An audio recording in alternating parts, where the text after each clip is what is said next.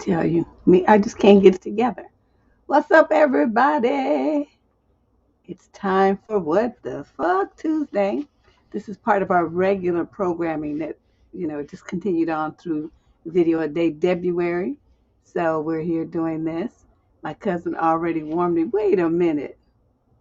This says 8. Okay, she told me she added, quote, a couple. To me, a couple means no more than 2. But that means there's 3 extra questions here. So our normal is 25. So today there's 28 questions. Did I bring water? Yes. Oh my God.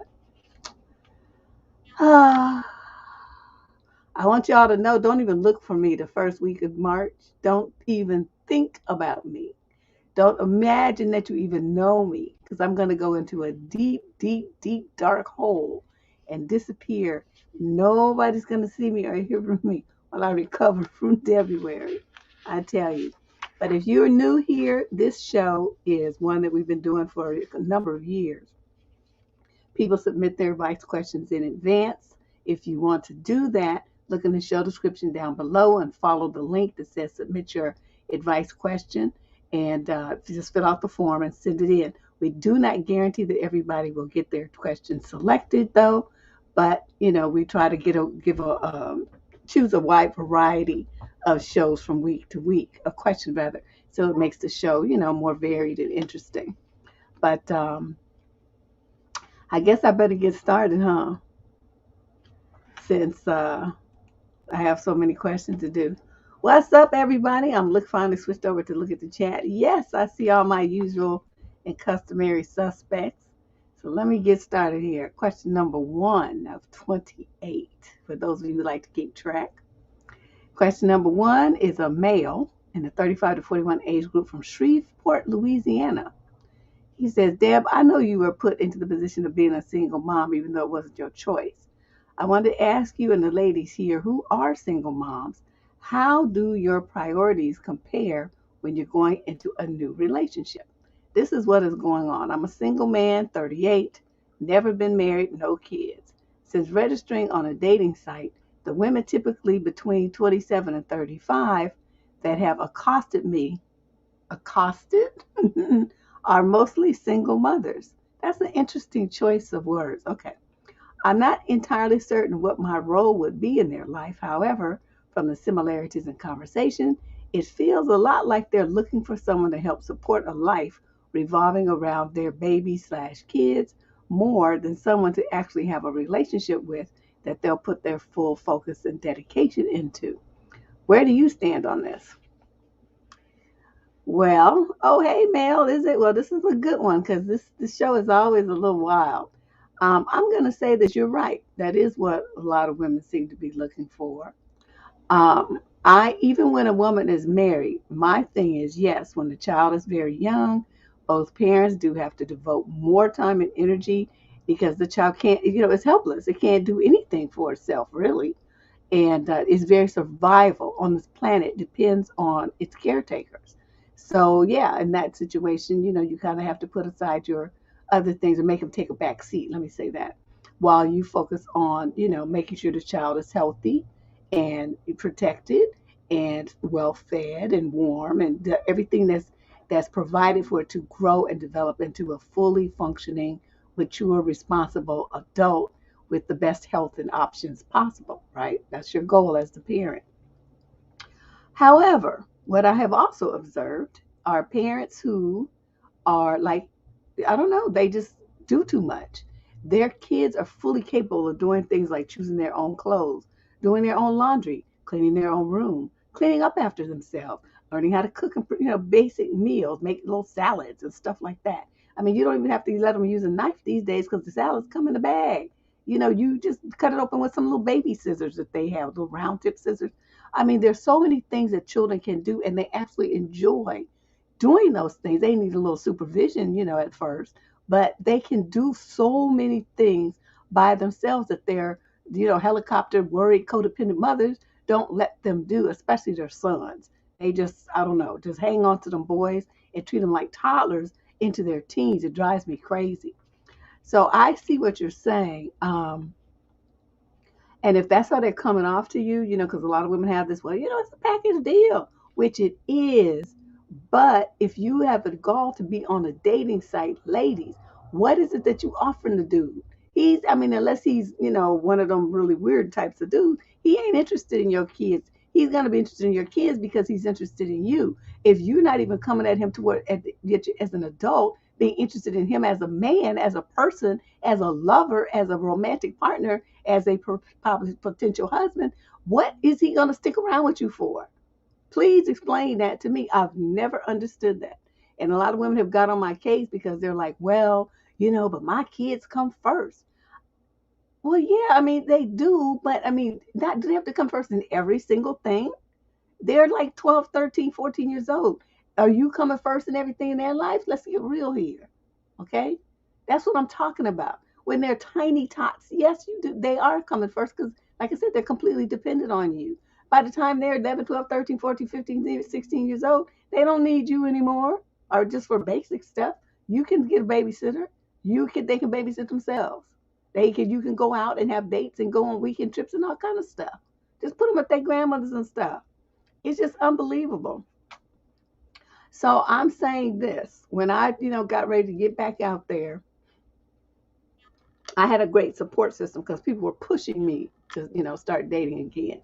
My aunt stepped up, my cousin stepped up, my best friend stepped up. I mean, and my daughter was just such a lovely little, delicate, cute little baby.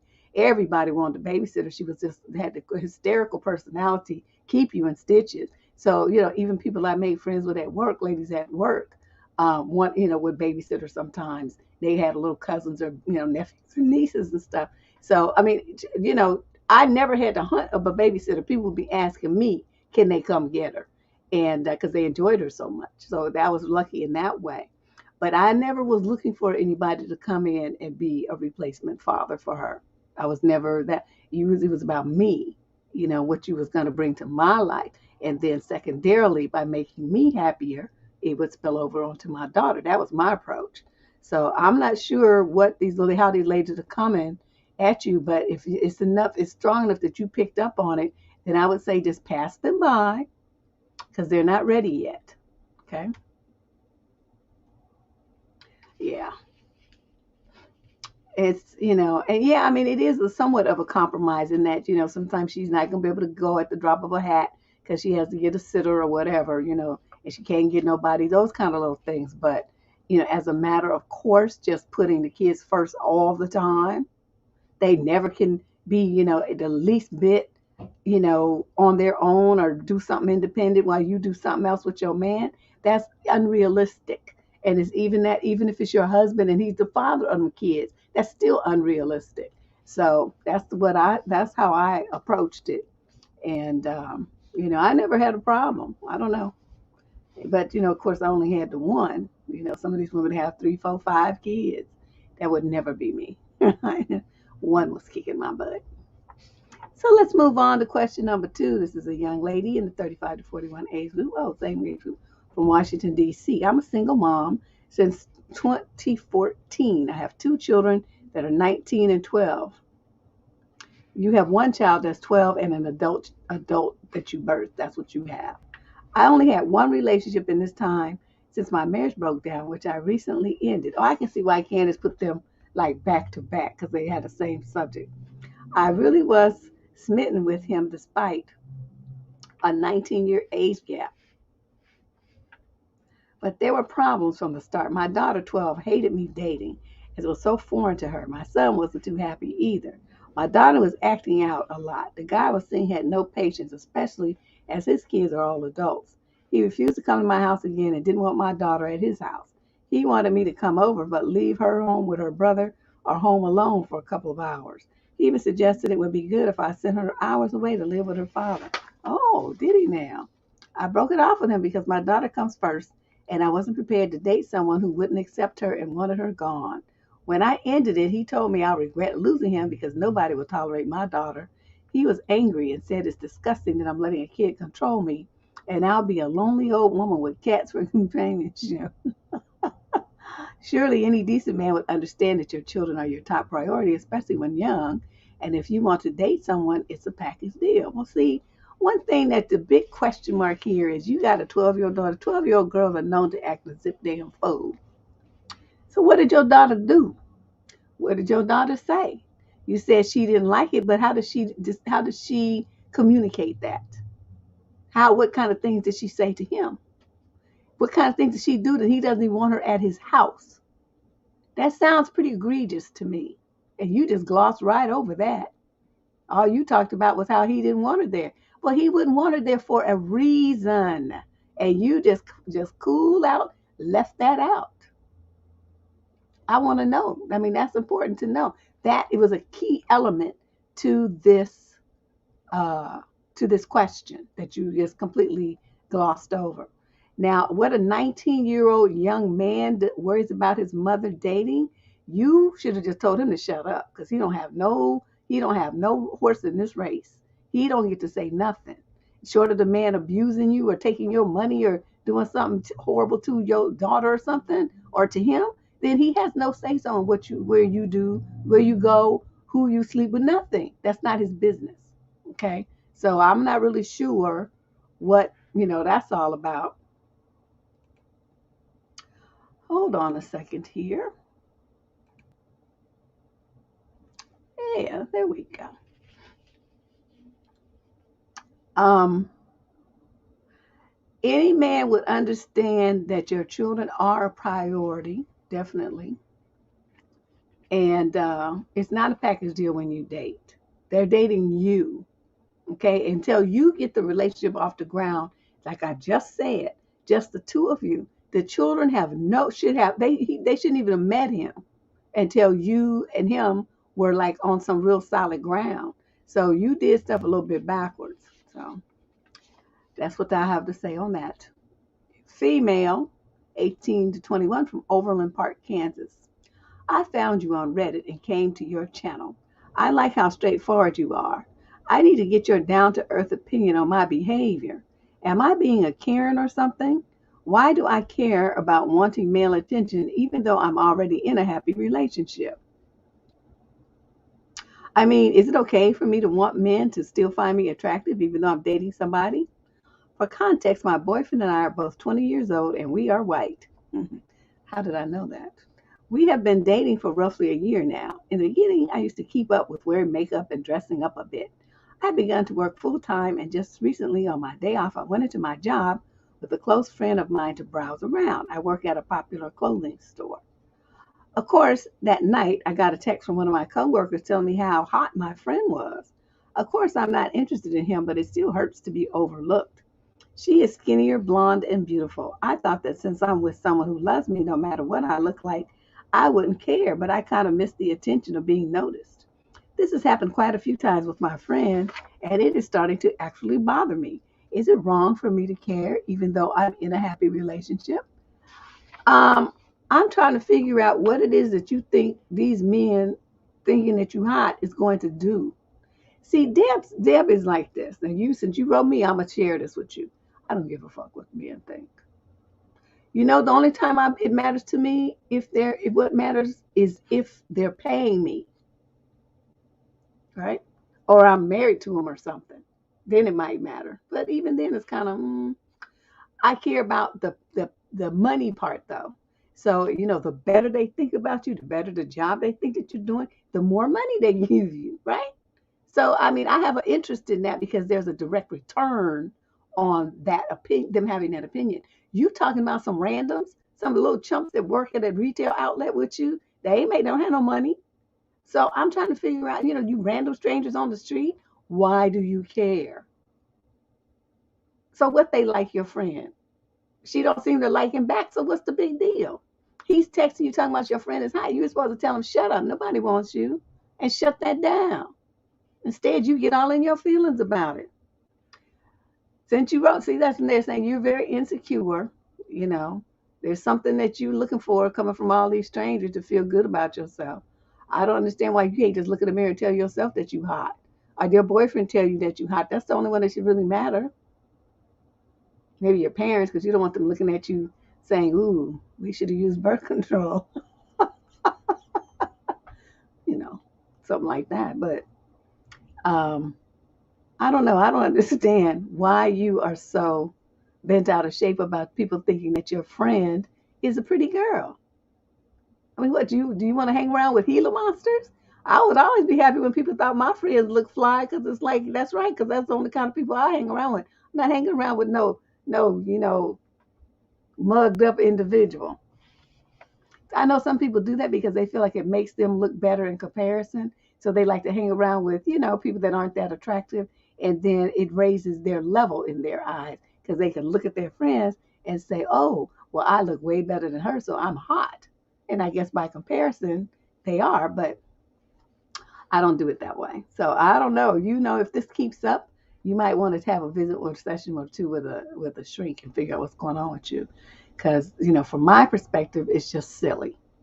You need to grow up. It's immaturity. Someone in the chat says it's insecurity, and it might be, but to me, it's more immaturity in that you think that, you have to always, everybody got to be fawning all over you or something. And that's, unfortunately too, you write me, but you talking about like the typical white girl beauty standard, blonde and thin. Not one black woman on this planet fits that category unless they get the blonde out of a bottle or something. That's not the typical genotype for a African American or black, Caribbean woman. So, when you start flipping out about somebody not looking like a string bean with blonde hair, we just be confused. Because it's like, why would you want to look like that? That's not cute. I don't know. We don't know why it matters to her, Nerly. That's what we're trying to figure out. Okay. So let's move on to question number 4. This is from a young male, 28 to 34, from Glasgow, Scotland. I need advice on how I can break up with my older girlfriend due to the age gap and differences in life goals. I am 29 and I have been in a brief romance with a woman who's 42. Ooh, that's pretty cougarish, isn't it? I met her online. We have visited each other in our respective countries for a few months, otherwise long distance, and we have really good chemistry. We care about each other a lot, but she wants to be with me and wants us to move in together at a country we are both interested in. Up until this point, we have been making plans and we've been talking every day, but I just have a deep down feeling that I want to be single and travel around the world and only have children and settle down in about 6 to 10 years when I am in my 30s. Oh, he said late 30s. Oh, so you're going to be some old. I know it will break her heart, and I know the age thing is a very sensitive issue with her. Any advice on how to handle this? Well, you're going to have to do you're going to have to do like how the brothers do over here in the US. Create a fight. Works like a charm. So you figure out what you guys can fight about. And then you just make a fight. That's what they always do. Right? Is that right, ladies? They make a fight. They start picking at something. And, then they, that's the fight. That's the reason why they can't talk to you. I can never talk to you. And then she's going to want to apologize and, try to get everything back on track. And then that's when you're going to hit her with, I don't think this is going to work. It's not going to work. And then she's going to be all devastated and everything. But then you'll be able to deuce out, boom, with relative ease. But as far as you traveling around until you in your late 30s to have your first baby, don't do that. That's too old. You should be like, around 35, 36 maybe. That's a good age. You're still young enough to be in your 40s and play with them. See them graduate from college in your 50s. Perhaps even be around long enough to have grandchildren. You start having kids in your 40, you 39, 40 years old, that becomes much riskier. People be too old. I hate it when I see gray-headed parents in like restaurants and shopping and stuff, pushing a cart, a stroller with some babies in it, talking about, oh, this is my son, this is my daughter. You old grandpa, that should be your grandson. He's sitting up there with that baby, just looking all old and crunchy. My goodness. Question number 5. This is a young lady in the 22 to 27 age group from Norfolk, Virginia, and she is a Libra. My mom and I are having a debate about my attire. She thinks my clothing choices will be a turnoff to men in a relationship. But Deb, I don't really like wearing dresses and skirts. I'm 23 now, and I've never liked wearing dresses or skirts. I mean, when the occasion calls for it, I will. But on a regular day, I'm opting for jeans or pants or shorts. My mom told me that if I don't dress more, quote, feminine or, quote, show more skin, end quote, no guy will be into me. Really? Your mother's a trip. I should emphasize that my normal attire is feminine. It is just not dresses and skirts. Also, it's not like I cover every inch of me, but I do prefer modest clothing. I don't think I'm the most stylish or fashionable person, but I look presentable and can dress appropriately for the occasion. So this isn't a hygiene slob or underdress problem.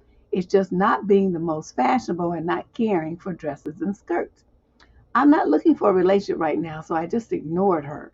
But now I'm worried that this will become a problem down the line. Is this really a big deal? Are there women out there who dress similarly to me who have relationship success stories? Of course. Of course. But like you said, when the situation calls for it, you glam up and then, you knock your socks off and then you're going back to being you. Your little bum you. I'm just teasing you, okay? I'm not serious. But there are other kinds of dresses and skirts that you can wear. I mean, it's feminine. It's a girl, it's a dress or a skirt, but it's not. It doesn't have to be skin tight. And they have like those because that's the kind I wear. Like they have a waistband, and then some of the skirts are kind of full, and they have pockets on the side, in the seam pockets, and you can wear a belt with them, a sash with them. They're like right at the knee or a little bit below the knee, and then I can wear, high heel sandals. I can wear flat sandals. I can wear flip flops. I can wear a tank top. I can wear a t-shirt. I can wear a blouse. You can really dress them up or down. And yes, it's a skirt, but it doesn't have to be like what I think you're imagining, some mini skirt skin tight thing. We don't have to do that. Exactly. I was going to say that too. Is her mother, your mother, you have to let your mother or maybe share with your mother that the kind of guy that you want to be with is one who's going to appreciate you being dressing in a modest way around other men. Most men are like that, to tell you the truth. They like to see it, but they don't necessarily want it on display for every other man to see once you become their lady. You want to dress in a way I call sophisticated sexy. That means you don't need to have all your talents out on display everywhere you go every day. You don't need to dress like that. Some girls do that and they feel like that's the only way they can get male attention, like your mother. That's not true. Guys who are classy men appreciate a classy woman who presents herself in an understated way. And then, like I said, when it's time, like some cocktail party, a New Year's Eve party or something like that, you jump up there with this, back out, low cut back, cleavage out or something, or it could be just, low round neck at the top, but the back is out, sleeveless. Put your little jewelry on and stuff, and your heels on and stuff, and you look very sophisticated. But you turn around and it's like, whoa, bam! You see what I mean?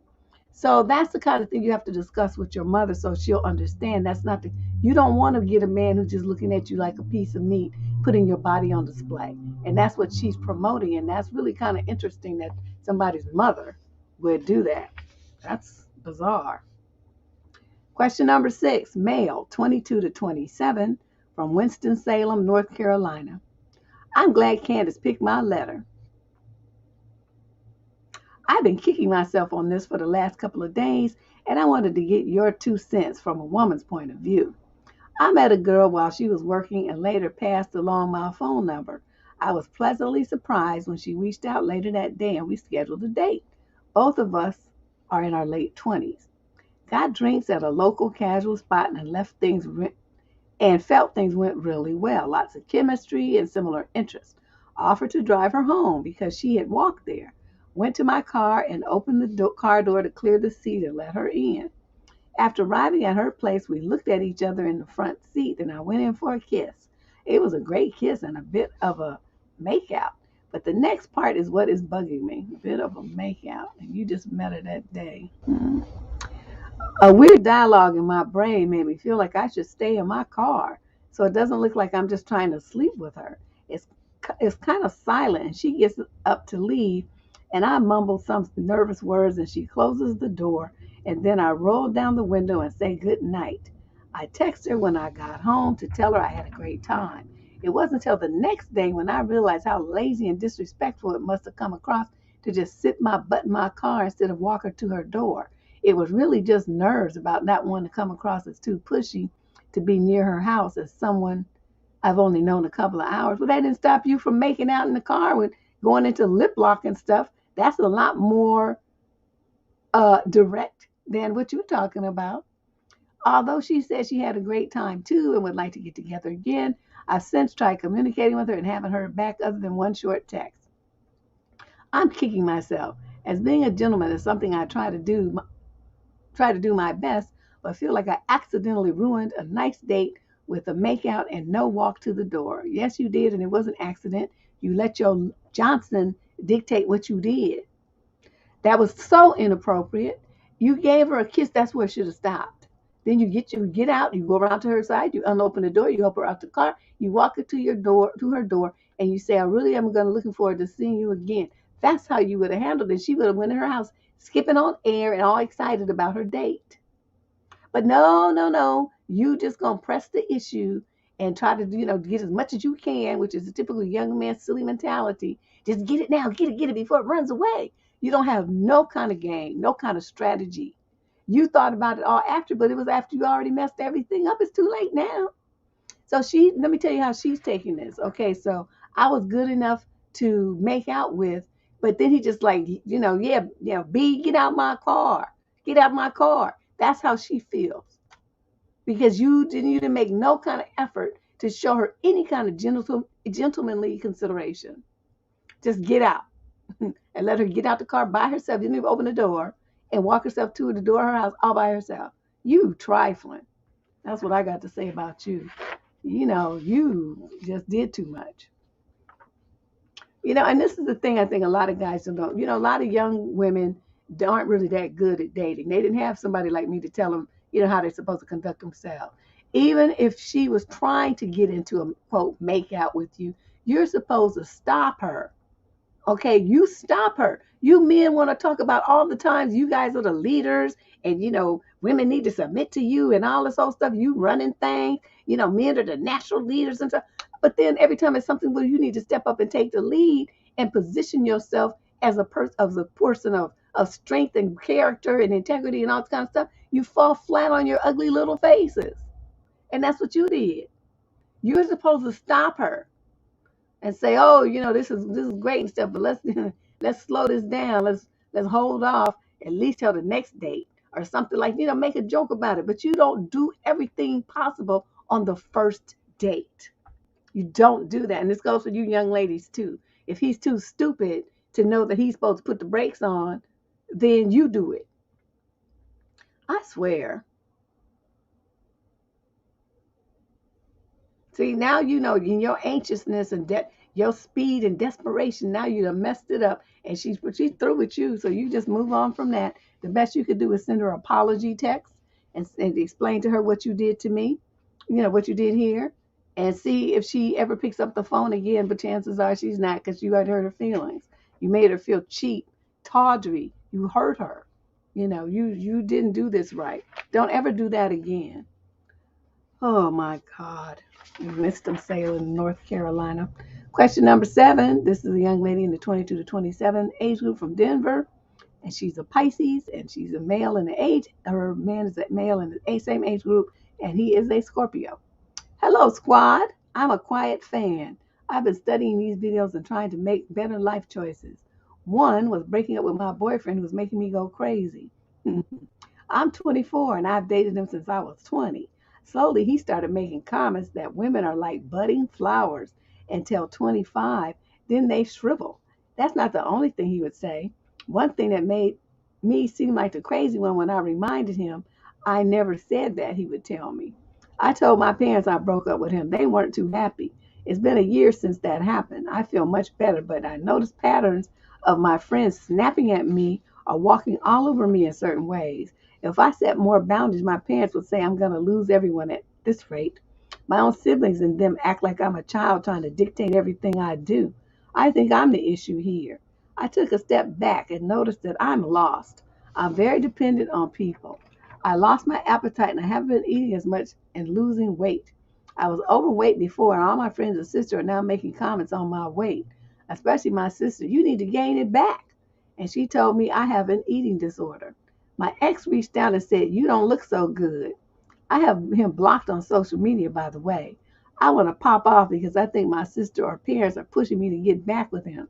In my culture, cutting off your family isn't an option. I live an hour away from them. I spoke to my one and only best friend who I've known since the age of 6. She talked to me and she listened, asked me what I think and how I feel. I always think I learn, but I'm still a carpet for everyone to step on. What do I do? Why can I never learn? The boundaries that I set always seem to pull back down, except for my ex. Friends and family are so important to me. It's like I chase these people's approval. Well, that's the answer right there. You, in your last line of your letter seeking advice, typed the answer that I was going to give you. You, for some reason, are looking for all this approval. When you look for approval outside of yourself, that's the indicator of very low self-esteem. So what can you do about self-esteem? There's counseling that is usually a good source. I would like you to investigate group, at least 2 or 3 people, other girls in the same situation. You guys, can talk amongst yourself. Group is a good way to do it. The cost is very, a lot less expensive, and the sessions are longer because you have to have more people take a turn. And then I think, sometimes when you hear other people's situations, it helps you realize that you're not the only one suffering with that and going through those struggles. So look into that.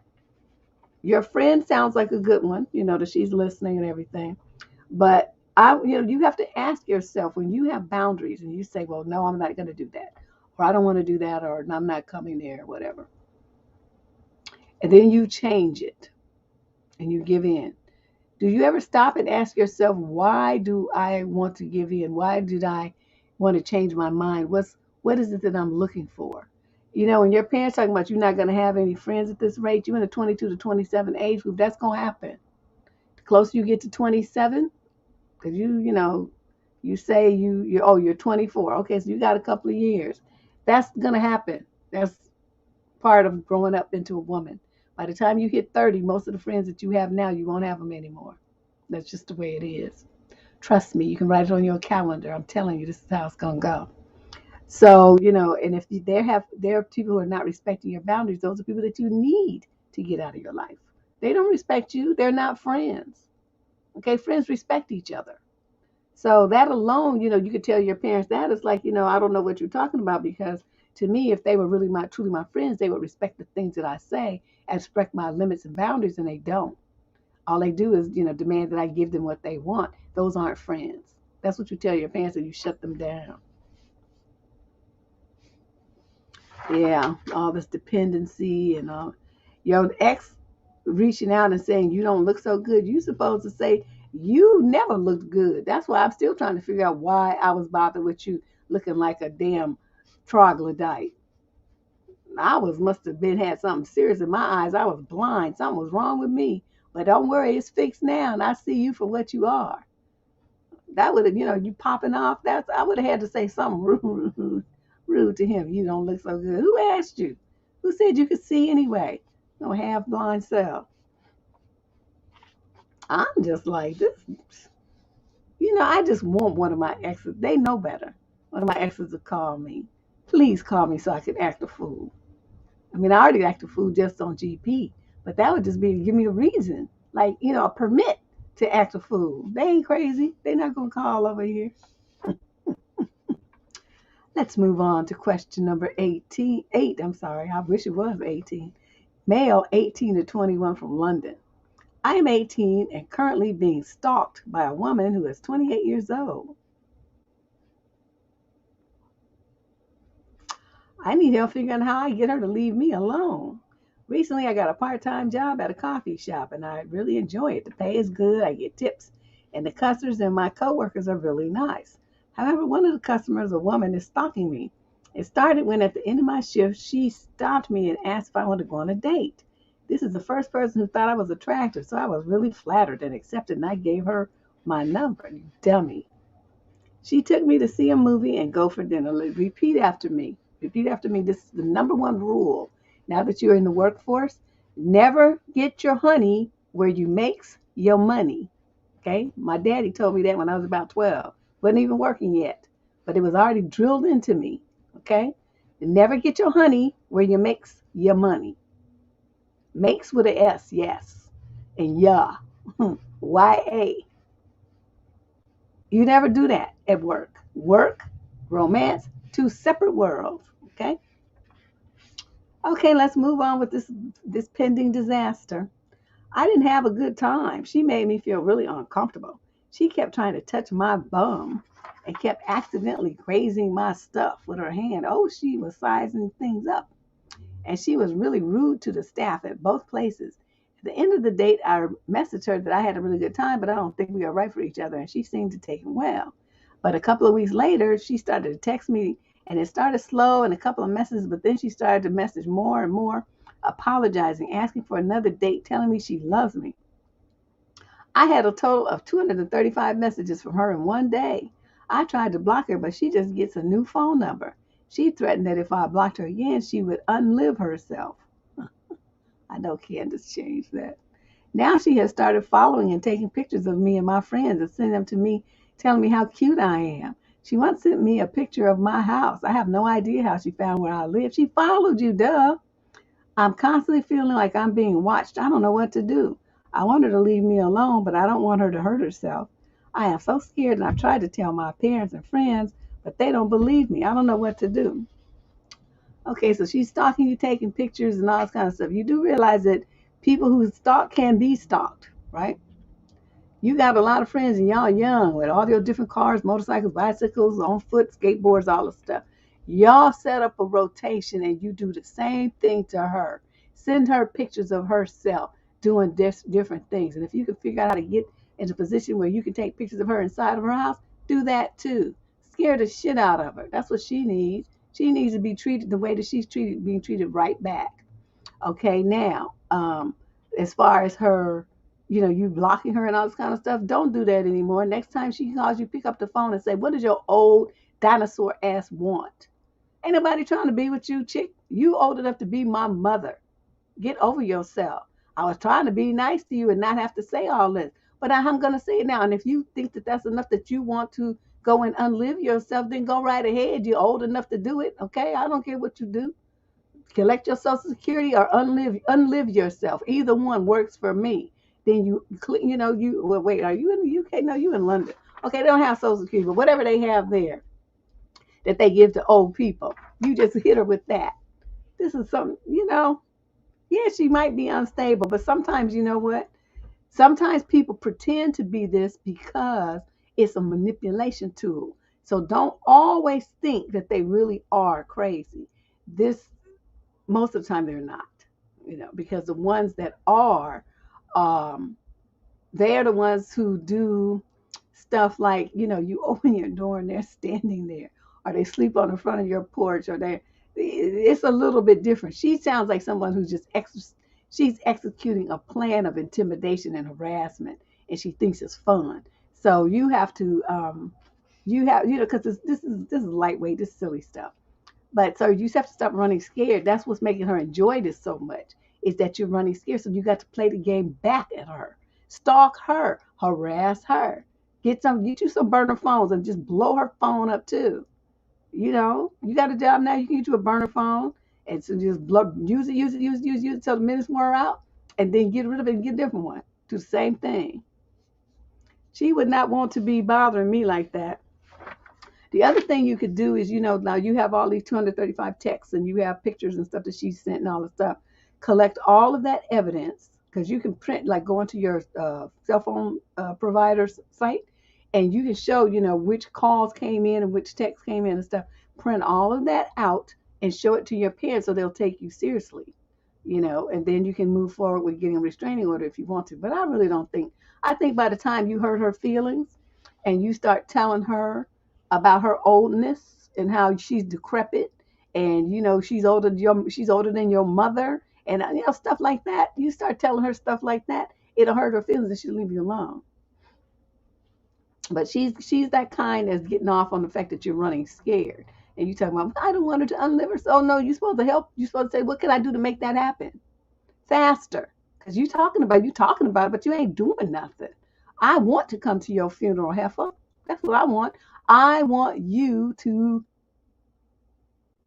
The three-letter word that starts with D and ends with E. So, say that kind of stuff to her and see what she does. But, you got to stop running scared. And the thing, like, if you want to, you can also, when you're making that threatening call, threaten to tell her, if you keep this up, I'm going to report your behavior to your employer. And then when you lose your job, what you going to do? Because you thinking all this is fun. It's not going to be fun when you're in the unemployment line and can't pay your bills. Keep it up. I'm going to come down on you with the police. I'm going to go to your job. I'm going to fuck you up. That's what you say to her, and then she'll stop. Question number 9. This is a female in the 22 to 27 age group. It just says USA. My boyfriend, 25, and I, 24, dated for 1.5 years and broke up before the pandemic. He's trying to get back together. If we do date again, I want to date with a purpose, getting married. He does want kids one day. I've never wanted kids until recently. The problem is I have mental health issues, bipolar disorder. Mental health issues run in my family. My father and my brother are schizophrenic. I am stable on medication. He's aware of my condition and even drove across country to see me when I was having my first and worst mental breakdown. If I get pregnant and breastfeed, I would have to stop the medication for the baby's safety. Deb, I have tried to stop my meds before and had several embarrassing manic episodes. Due to my condition, do you think it's a bad idea to try to have children? They might grow up to be bipolar too, and I'm afraid of potentially having postpartum depression / psychosis. I was once okay with being childless, but the few times I do babysit, I can't help but wish that I have a child of my own one day. Should I try to stop meds and have kids, or am I better off staying medicated and childless? I'm also afraid that other men wouldn't want to date me because of my bipolar disorder and the effect it would have on family planning. Should I give up on dating or focus on just keeping my mental health stable for the rest of my life? I'm going to tell you this, and let's be blunt. Dating, especially if you're dating the wrong person, will make you have mental illness. It will make you feel bipolar and schizophrenic. These men are something wrong with them, okay? And they're going to bring that to you and all that stress, strife, and drama that comes with a relationship. You making it sound like it's a fairy story like in the Disney movies or something. That's not how it is. They be acting stupid. And so, then you're going to be flipping around already on the edge and then having to deal with that too. Now, let me just be blunt since you asked me. No, you should not have children ever. Never should you have children. This kind of stuff, like you pointed out, your father and your brother already have mental illness. This stuff is hereditary. When you knowing that you're going to have a kid that's kind of not wrapped too tight, why would you do that to somebody? Why would you do that intentionally? I know that may not be what you want to hear, but you asked me, so I'm telling you, no, don't have children. Okay, don't. Do not. That would be the worst thing you could do. You could be a great auntie. You could even maybe, I don't know, they probably wouldn't let you get foster kids because, you wouldn't pass the mental part. I don't know, children, and not to mention the fact that children make you feel crazy. They make you feel crazy. The screaming, okay, the temper tantrums, just the no sleep, the impact of that, which already, for a person who's got good mental health, it's a strain and pushes you to the edge. This is something you're looking at this very romantically, not realistically. Don't do it. Don't do it. No kids for you. Yeah, they got some suggestions. You can volunteer and stuff and, help kids. You can go do something like that, but you're not going to have no kids. Both you and the kid will be in the loony bin. That's just not going to be, no. And work on your, focus on your mental health. I mean, like you said, you top the meds and then you had a flip out moment. Worry about stuff like that. You got to keep yourself stable so you can be like a productive person and, enjoy your friendships and relationships and family and stuff like that. That's way more important than breeding some kid. Question number 10, female, 22 to 27 from Oxford, England. I have a male friend who is flaky and it's hit the point where I am just done with him. The last of many incidents came when he said he wanted to hang out over the weekend. Then, even after texting multiple times about it, he just ignored me. Then he completely, quote, forgot that we were going to the ballet together. I found another friend to go, luckily, so the tickets weren't wasted. But still, I was peeved. I mean, these are $100 plus tickets. And I'm just kind of done. Why waste my time and energy on someone who only bails regularly, but won't even freaking tell me that he's going to bail in time for me to make other plans? I basically figured I'd just kind of ice him out, not invite him to anything and decline any proposed invitations with some vague "I'm busy" response. But now he's calling me again and again, and I honestly don't even want to pick up the phone. What's the point?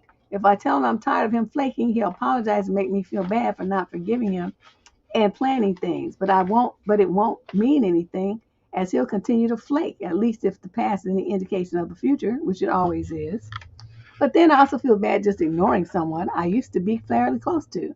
But then I'm also feeling done. Like it hurts every time I'm bailed on, and I don't want to put any more time or emotional energy into someone who clearly isn't willing to put any more than 2 seconds of thought into me.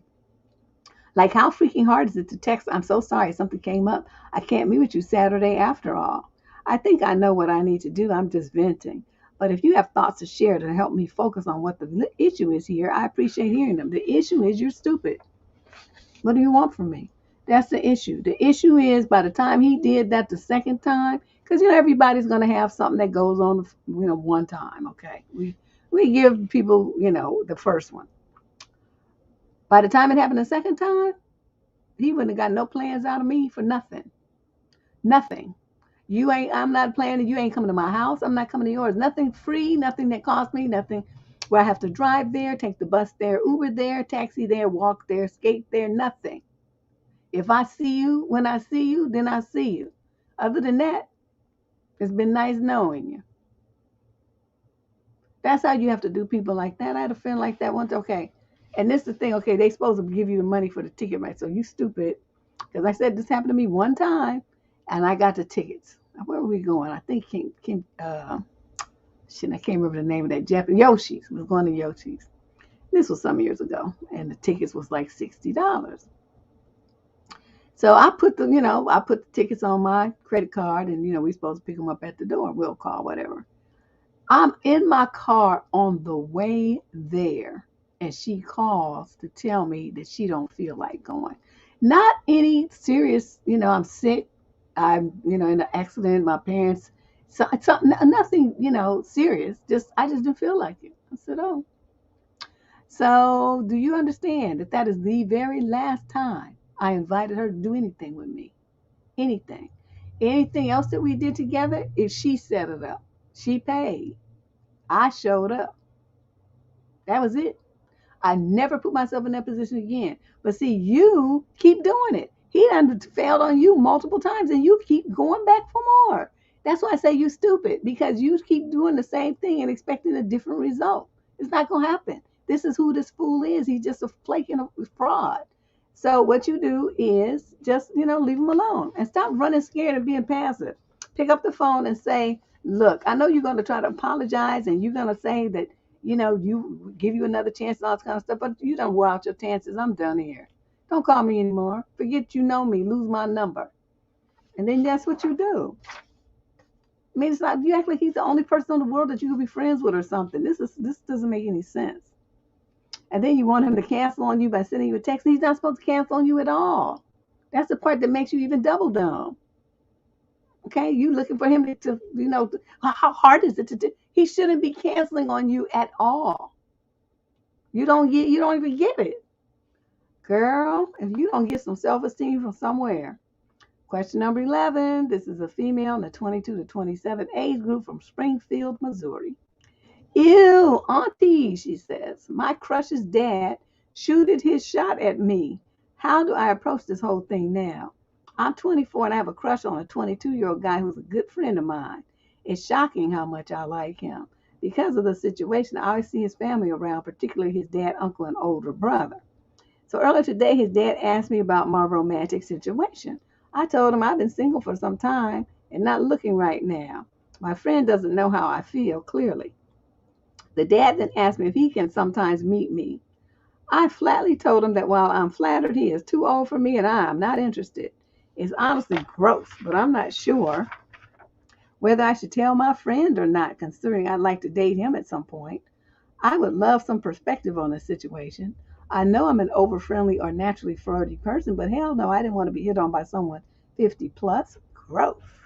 Should you tell the boy about his father? No. Why would you do that? What? Okay, just let's think about this for a second. See, this is how you teach people to think. Let's run through this scenario using my and then what analysis method.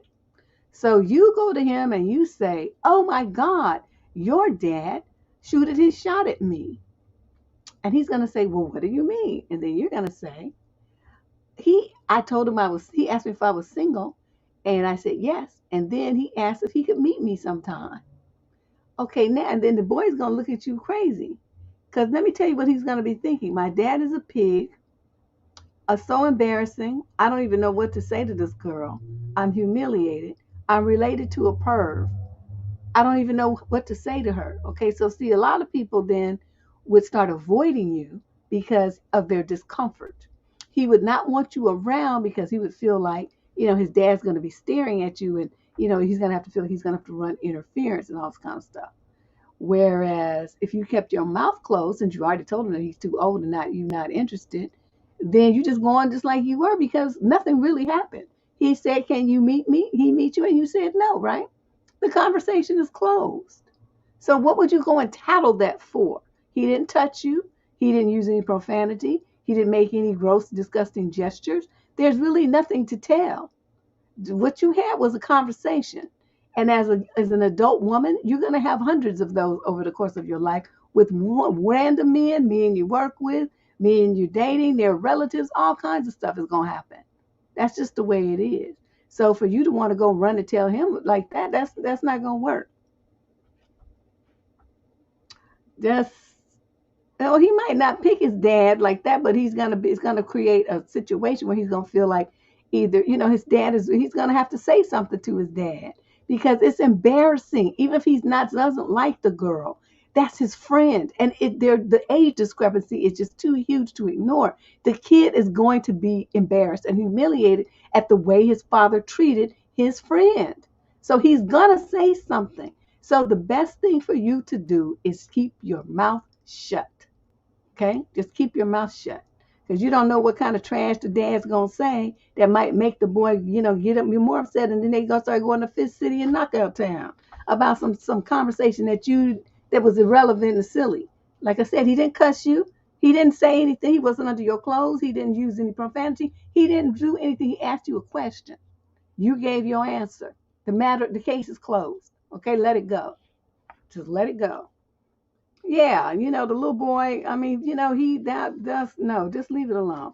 Now, if the daddy does something else or he escalates because you already said no, well, then you might have to, you have to check daddy and then tell the son at that point.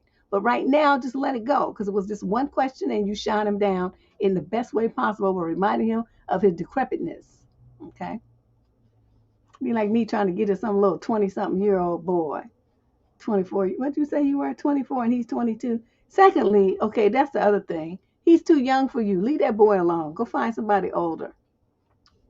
At that age, you need to be dating somebody who's older than you, at least your same age, not somebody younger. Okay? And you into him and he don't even know you exist like that. Leave him alone. Yeah, it is disgusting, but men do that to their sons and their sons' girlfriends, their daughters' friends, their sons' wives. It's just terrible how some of these dudes do. I've heard so many horrible stories about these daddies and uncles and grandpas. Just disgusting behavior. Okay, let's move on to question number 12. Female, 28 to 34 from Omaha, Nebraska, and she is an Aquarius. The idea of a lifelong commitment, aka marriage, seems like a massive call to make. How do I wrap my head around it as marriage is looming on the horizon in my relationship? I'm a 28-year-old woman in a long-term relationship with a man, and our relationship is headed towards engagement. We've talked about it several times. Although the more I think about it, the more it seems daunting as opposed to exciting. The idea of committing your whole life to something just seems like a massive call to make. I see a future with him and I love him, but it's the concept of essentially promising to be together until literal death that seems overwhelming to me. That's a huge commitment to make when you never really know what could happen in the future. I know people divorce and marriages and no, it's divorce and end marriages and it's normal and fine. But then it makes me wonder outside of legalities, why marry then? Do any of you ladies feel the same way? What did you do about it? If you went forward and got married anyway, how did you get there? You know what? This you need to watch Tim's video on overthinking because that's what you're doing. You going all into like, do you know that we don't know what forever means? Forever. Forever could be tomorrow at 11:55 p.m. That's it. Your numbers punched and your forever is out. You deuce out. You never know how long that is. Okay. And the more that you're with somebody and the more that, everything's peachy keen and wonderful, the more you want to be with them. And so it becomes like this cycle where you hope that forever is a long time away. So when you're sitting there, if you don't want to be married, then tell him, I'm not really feeling this whole marriage thing. I mean, I want to be with you, but I don't think we don't have to get married. And then tell him that that's where your head is, because right now you're letting him, envision a future that you're not even sure that you want, and that's not fair. This is where communication comes in.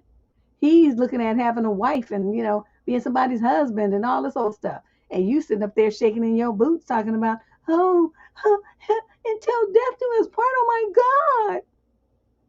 Yeah, and this huge commitment to make when you never really know what could happen in the future. Exactly. So why are you tripping? Because you don't know. Like I said, forever could end at 11 o'clock tomorrow morning.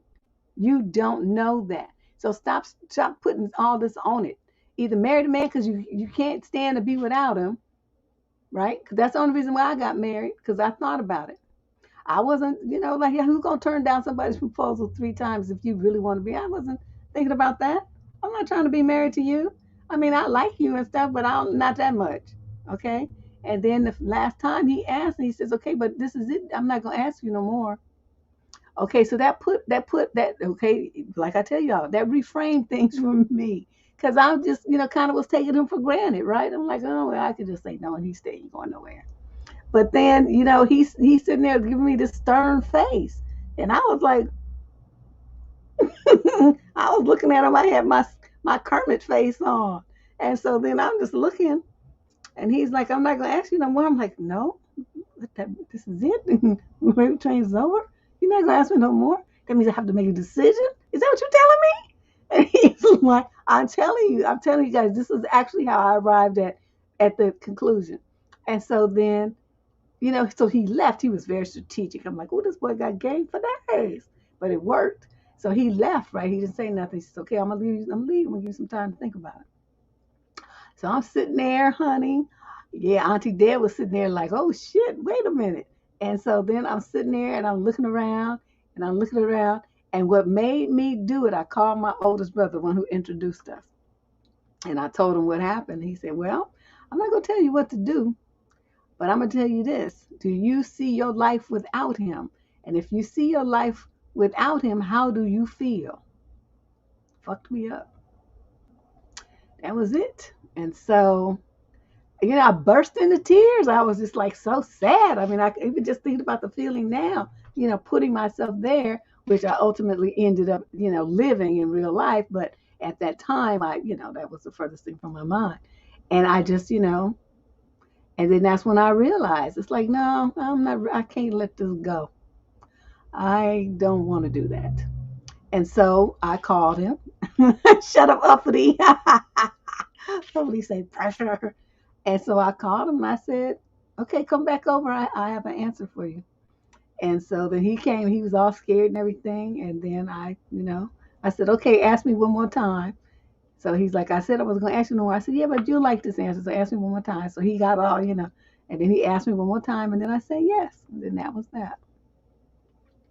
But yeah, it's because of my brother.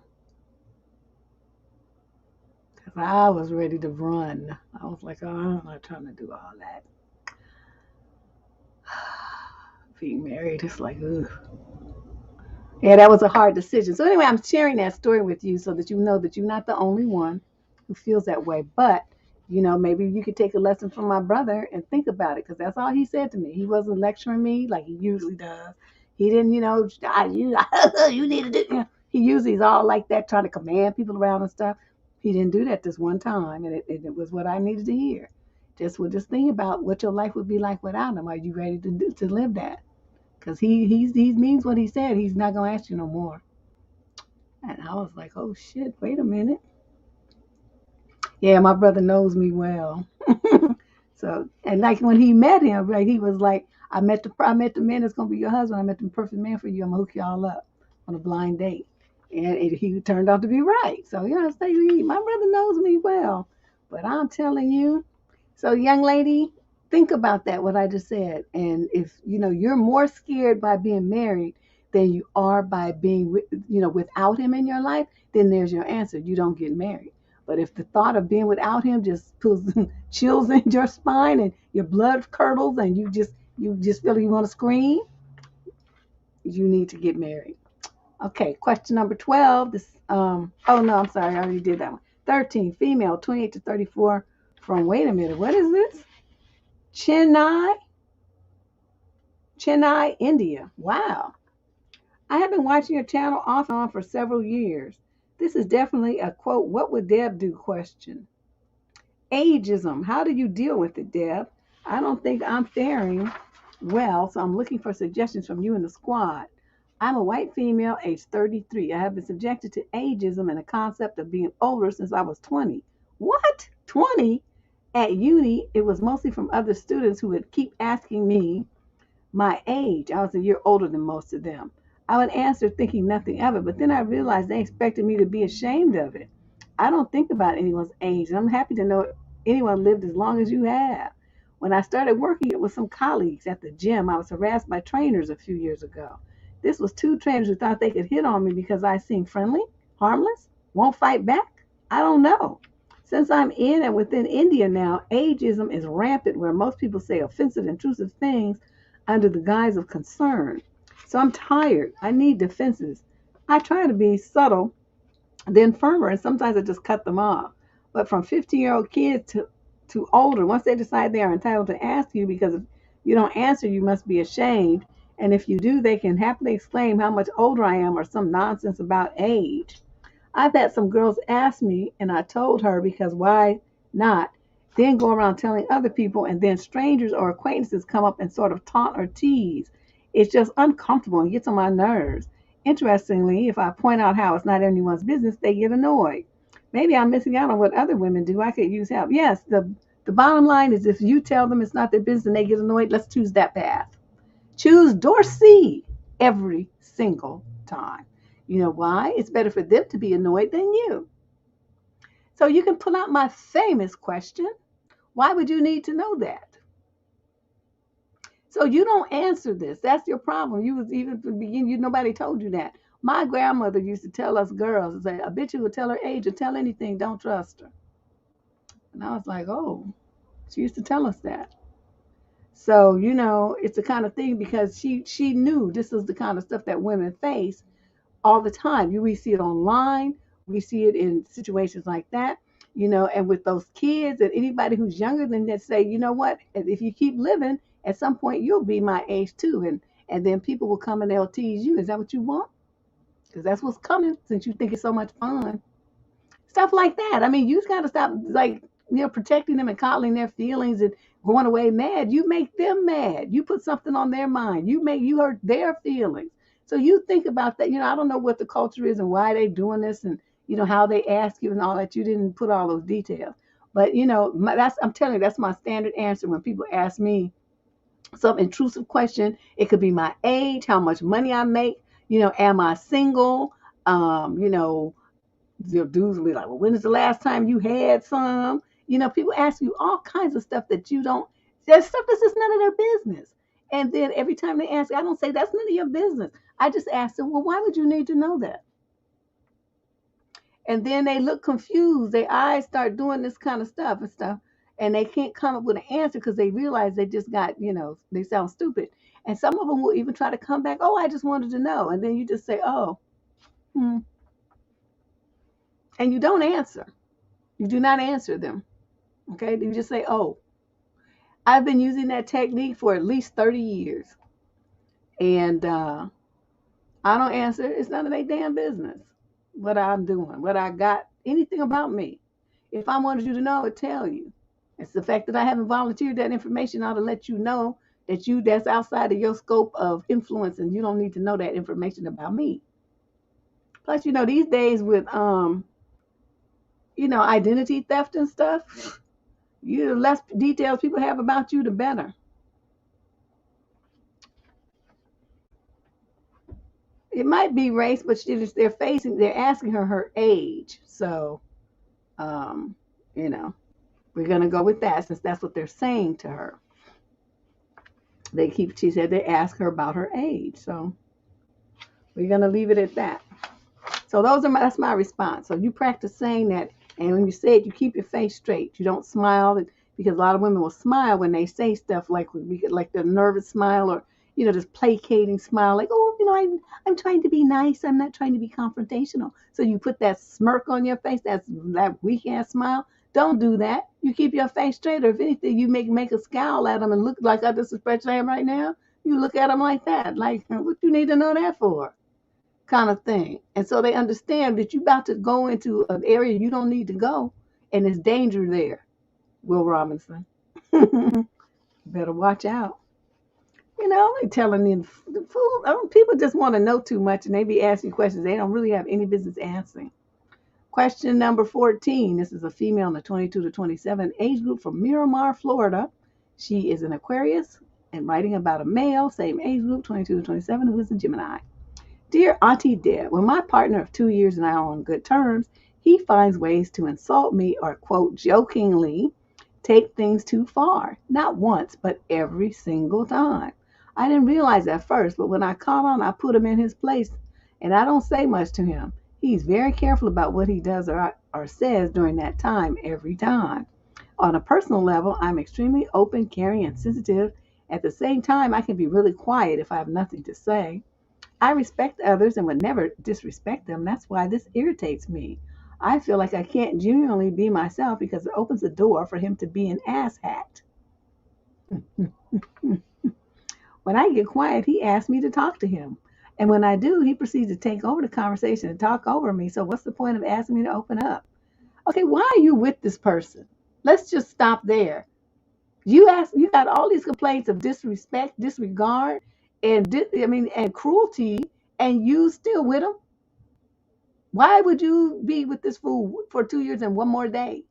He would have got so fired. But let's see what other torture and abuse you take. For example, I was feeling down, and I told him how a mutual friend betrayed me. He started laughing and making fun of the situation. I shut down out of shock of his reaction. And he then said, sorry, he didn't see his reaction as a big deal. Oh, yeah.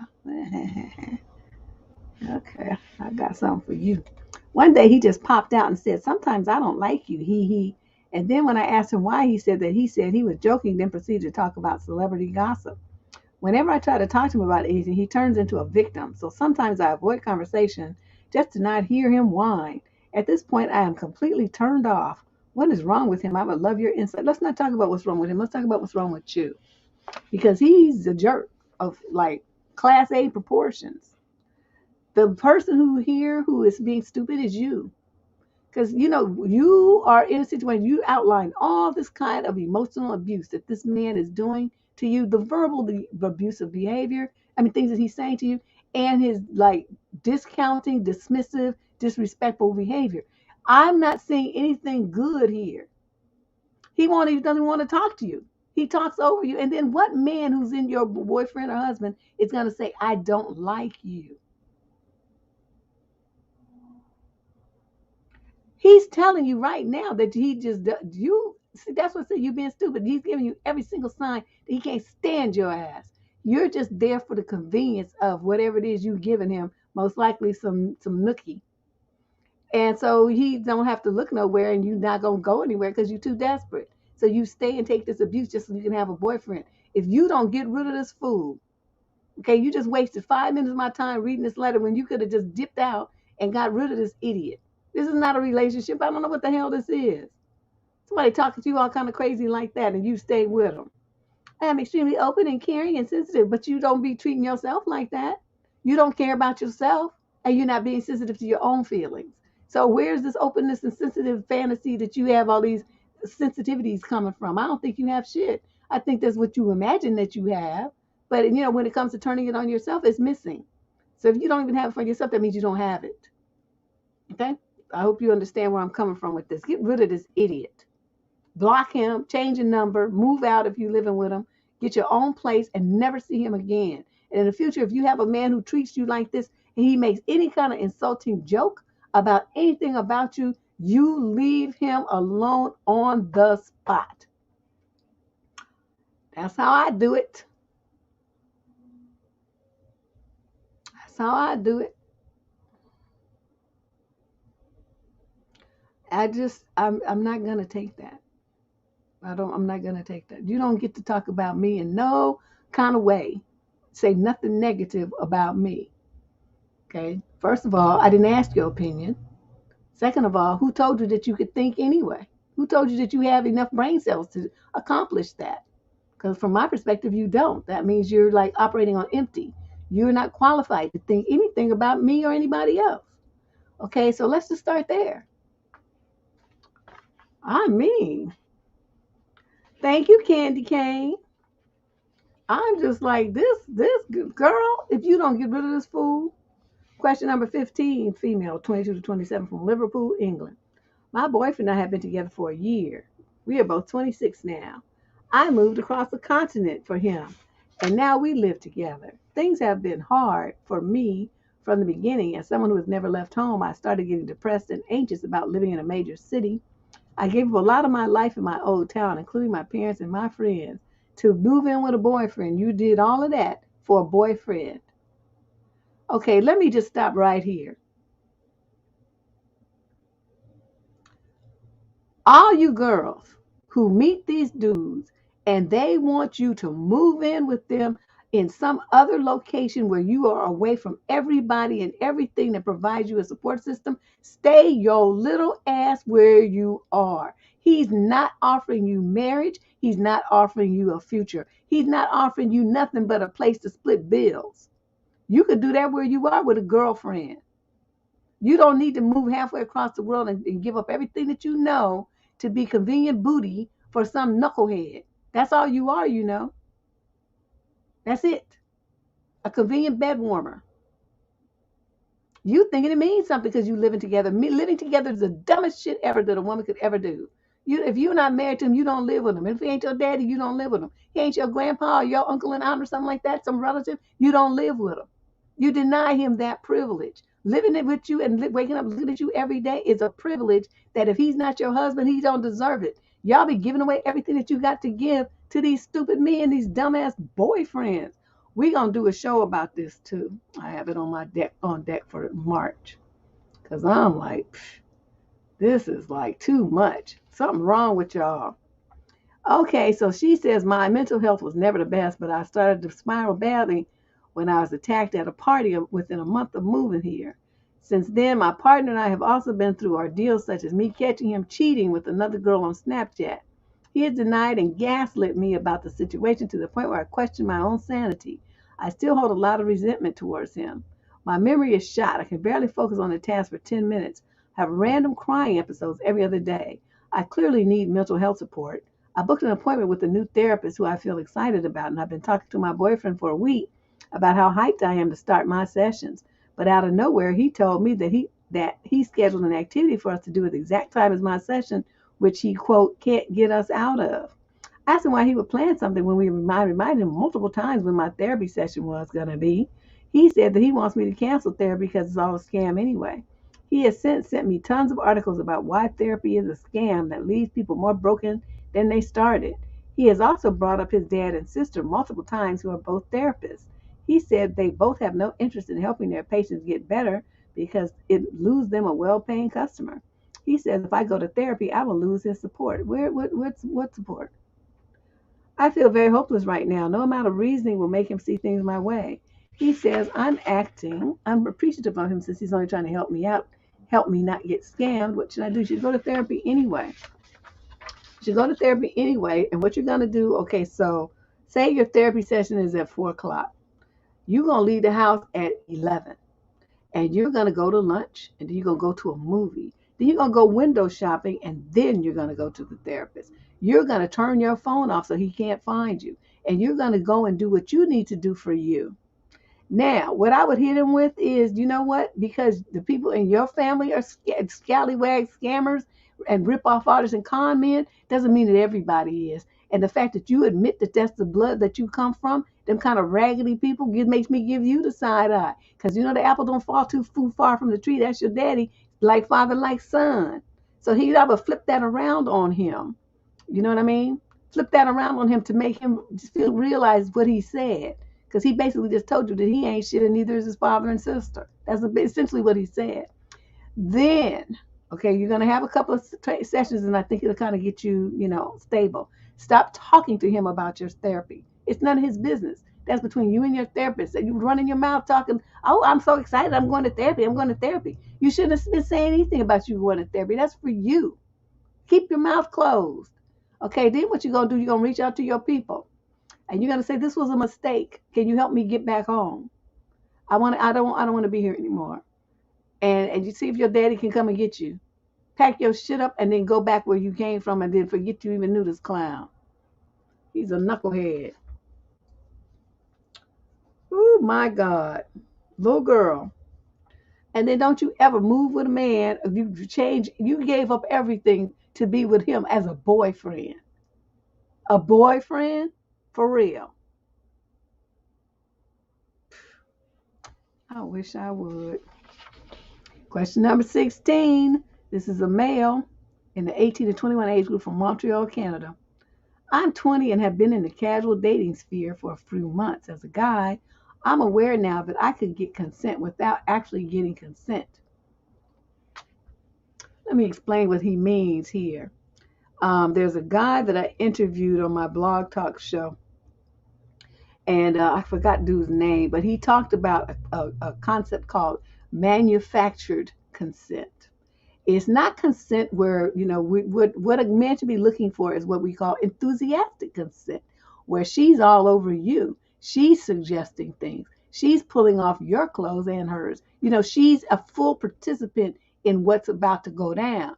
If you have to put pressure on her, coerce her, ask her repeatedly, whine, beg, plead, put her in a corner, lock her in a room, try to, force yourself on her, threaten to leave her. All of those kind of things are manufactured consent where she's scared that if she doesn't do it, then something bad is going to happen to her. And so she gives in. That is not true consent. That's called coercion. And it is a crime under the United States law. You will be charged with the sexual assault. So dudes need to be very, very careful about that kind of behavior. Putting stuff in girls' drinks, trying to get them overly drunk, all kind of stuff. All of those things fall under coercion, and they are, you going to do some time, okay? So I like the fact, even though you're in Montreal, Canada, that you're aware of this. Good job. So let me pick up where he left off. Okay. I know that some women will have certain boundaries that I can break in the moment because they are nervous, scared, or uncomfortable. Currently, I'm asking for consent at every step of the way, but I realize even then, some women might be afraid to say no.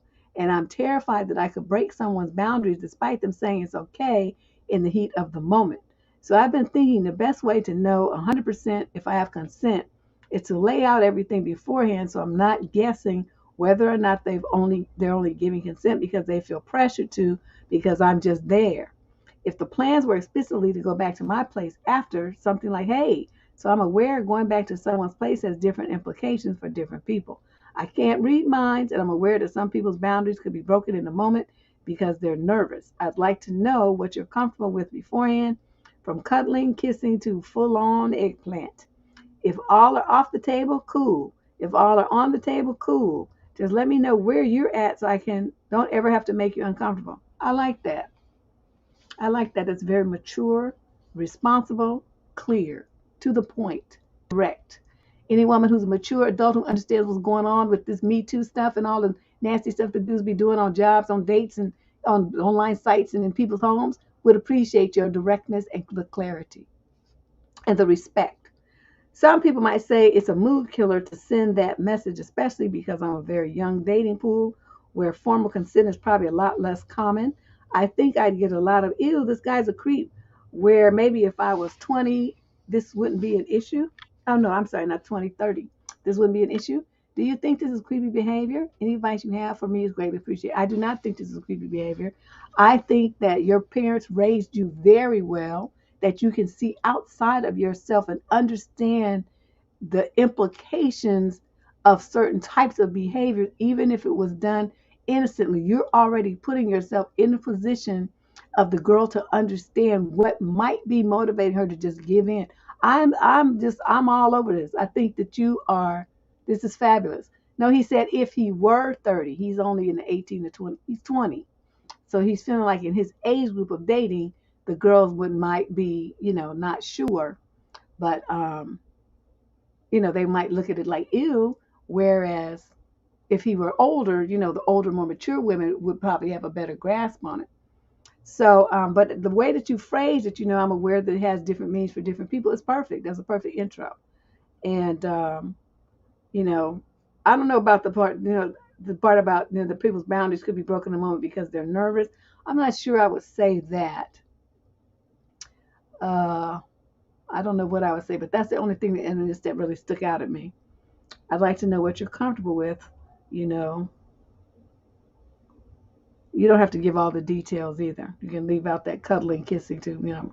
Just like, I want to know what you're comfortable with beforehand. If everything is off the table, cool. If everything is on the table, cool. Whatever. I don't know, but I like the concept of this, and I like the fact that you're stepping out of the norm to make sure that everything is on the table clearly, and also you would have a written record of the consent that she gave in case anything funky goes down. So I like it. I think this is great.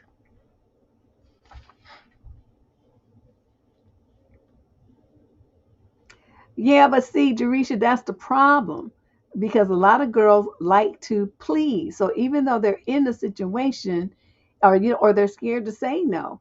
We've talked about this on the show. How many young ladies are afraid to say no because they're scared that the guy is not, is going to leave them or something. I don't know. So the fact that he wants to get this before anything even jumps off, it puts the discussion on the table, and it puts her in a position where she has to think about it herself. Well, what am I comfortable with? Do I really know this guy well enough to do that, or I'm jumping the gun hoping that he's going to like me enough to have a relationship with me if I do this and that, blah blah blah. See, he's putting it in a situation where she's got to really do some thinking, and I don't have any problem with what you're doing here, sir. Like I said, the only thing I might do is I would remove the part about because they're nervous, because you're just, that's like giving them one reason, and that's not necessarily the case. So rework that part, but the rest is good. Question number 17, female, 22 to 27, from Paris. She's a Capricorn, and she's writing about a male, 22 to 27, who's a Sagittarius. Hi, Auntie Deb. I would love your advice on my situation. I recently found out that I am still deeply attached to my first love, my first boyfriend. We were 15 and 16 when we met 8 years ago through our moms. It was my one and only love at first sight. The chemistry, the fluidity, and the easiness of our bond was extraordinary. We had a brief but very loving and sincere relationship. Then we were on and off until I ended it 4 years ago and disappeared completely. I had other boyfriends and loved them too, had a great time, but somehow none of those men were enough to forget him. I reached out to him 4 months ago just to check on him. At the time, I really thought I was over him, but I was wrong. At first, I thought it was just nostalgia, and I was just reminiscing about great times we had, and that I was stigmatized. But honestly, I never felt this way about any other man. This feeling is staying whether I see him, talk to him, or not. He makes me emotional, joyful, more creative, more excited about life, my future, my ambitions, more dreamy, sexy, adventurous, etc. I'm just all over the place. I told him how I felt, and he was very irritated at me at first. Said he did not believe me. Then then that I should have never disappeared on him because now it's too late. I can feel when he speaks that he is hurt and fearful. He even made up a girlfriend and uses her as an excuse to not see each other anymore. I just feel like it is BS to keep me at a distance. Besides that, we get along well and always have a great time. Whatever we had 8 years ago is still there. Here's my issue. I want to continue to stay in touch with him, even if it ends up just being platonic. But I do not want to put myself in a position to chase him, prove him that I'm worth it, etc. Like when we were kids. Usually I have my stuff together with men, but this is beyond me. I do not want to fantasize too long. My question is how to handle my emotions in this situation. How to get over the first love once and for all. Should I just wait until I meet somebody that loves me and that I love more? Thank you in advance for your response. Well, I'm going to say this, the way that you make it sound, he's just trying to be friendly with you and stuff like that. But he flatly and clearly told you it's too late. It's too late. So you saying that you don't want to chase him and all that stuff, but that's what you're doing. I just want to be friends. Is that what he wants? Did you ever ask him what he wants? Or are you just talking about what you want? I'm looking at this, you dipped out on him. You was his first love and stuff, and you just like skied up and left him. Whether it's true or not, that's how he feels. That's how he expressed it. So the chances of him, trusting you again and being open to you are very slim. Men hold on to hurt like forever. And he would be afraid that you would be in your bonnet and the same thing would happen all over again, and then he'd be devastated. At least with a new woman, she has a clean slate. Your slate is all kinds of dirty. So you would have to prove stuff to him in order for him to give you even a chance. And the thing that's so worrisome is that being a Sagittarius, I wouldn't trust them. I would not trust him. I would not trust him. They just be too full of tricks and games. But it just seemed to me like you all in the Wayback Machine and you reminiscing about something that's been dead, and he's just not interested. Notice you reached out to him; he didn't reach out to you. All of this, everything that you projected in this letter, is all about what you think, what you want, what you feel. Nothing about it is a fact based on what he said, what he feels, except for the fact that he's not interested. Now, then you said he said that. So I'm wondering why you don't want to accept that and just move on with your life. This is something that you had as a good memory. Leave it there in the past where it belongs. Question number 18, female, 50 to 56 from North Carolina. Gemini with a male in the same age group, 50 to 56. I'm 53 and dating a guy I've been seeing for one to two times a week for the past couple of months. I really like him. And while I do not want a relationship, I'm falling in love. Why do you not want a relationship if you see somebody that often? I want to tell him I love him without putting any pressure on him to take things to the next level and be my boyfriend.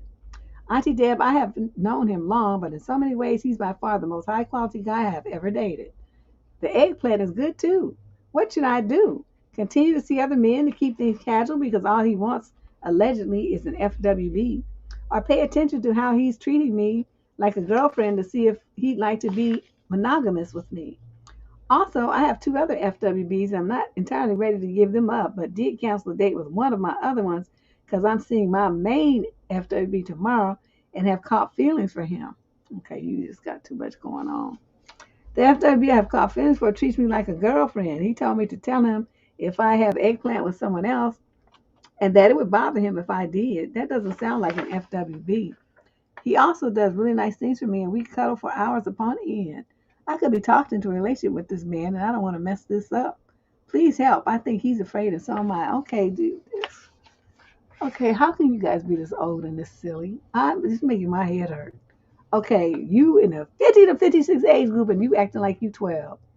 The man says if you do it with somebody else, that it would bother him. That was when you were supposed to say, well, is it supposed to bother me if you do it with somebody else? That's supposed to be the kind of relationship that we have where we do it with other people. You're free to do that. Are you trying to say that you want to change the status here? Is that what you're trying to say? Bam. There's your answer. But see, you didn't do that. You just sat there probably just looking at them. You got to talk. You're a grown-ass woman. You need to open your mouth. This is sad that you guys are this old.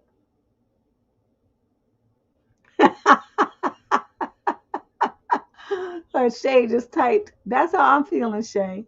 But I'm trying to be polite. I didn't say it. But that's how I feel. Like, this is ridiculous. Okay? This don't make no damn sense. And people in 50 to 56 age group don't have boyfriends. You have fiancés.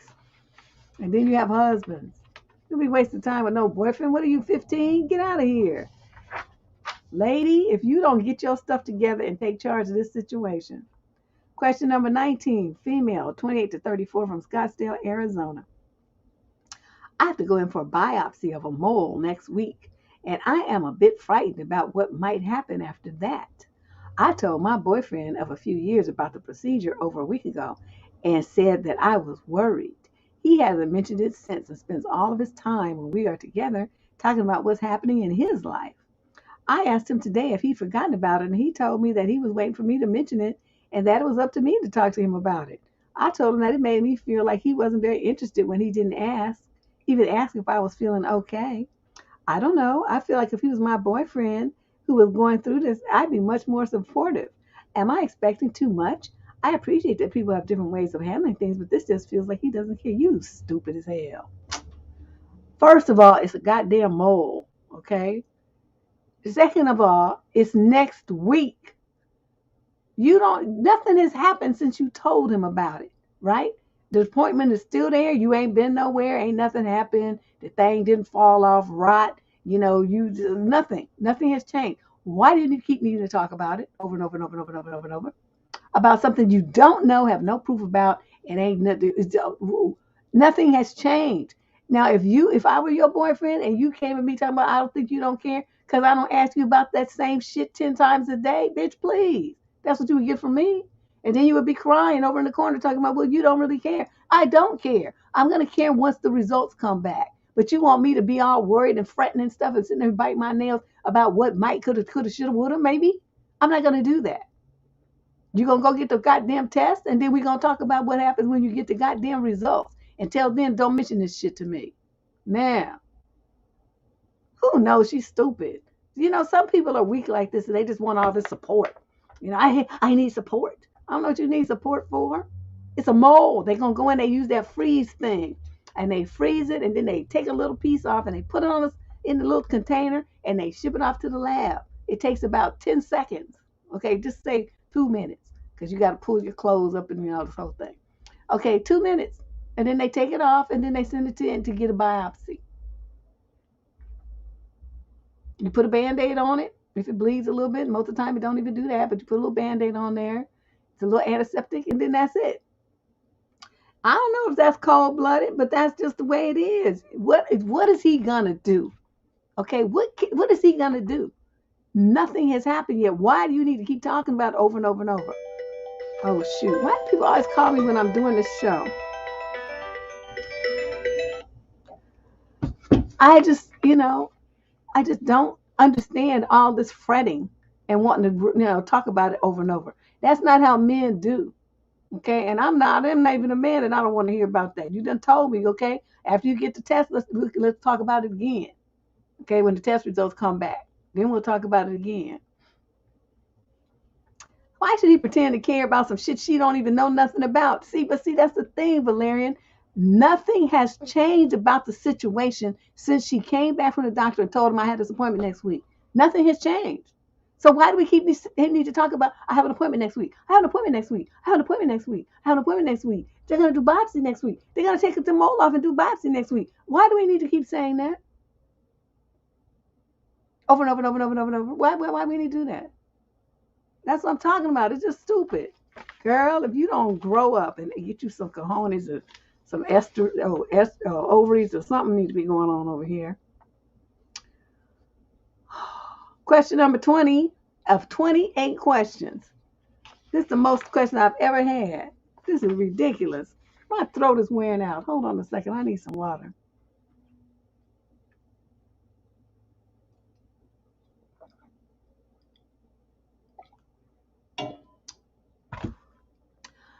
Faith, this is, how I am? What you guys see on this show, this is me. This is the real me. I'm this way everywhere I go with every single person I interact with. I don't care who you are. I talk to you the same way. That's just the way. That's just me, you know. And so this somebody like this, if I was dating somebody who was trying to wear me out like this, oh my, what I just said, that's exactly what I would say. God damn it. That probably a couple of those would be thrown in there too. Okay, question number 20, female 28 to 34 from Brighton, East Sussex in the UK. I met my partner a year ago and was very explicit regarding what I want from a relationship and life. I am 29. At this point of my life, I want a true partnership of family, and monogamy is the only option for me. My mental health and self-esteem can't cope with anything else. He freely agreed to this and said all the right things. He's sick of the single life. He wants a family, etc. He had poly relationships in the past, but said he didn't want that anymore. A year down the line, and this doesn't seem to be the case anymore, but he is making me feel like I'm the unreasonable one. I don't believe he has cheated yet, but I can't be sure he won't, and use the excuse that he's poly. I am doubting myself because I love him, but I feel pathetic. How do I tell the truth from the lies? This is the truth. You got with a man who is poly. Okay, let me explain this.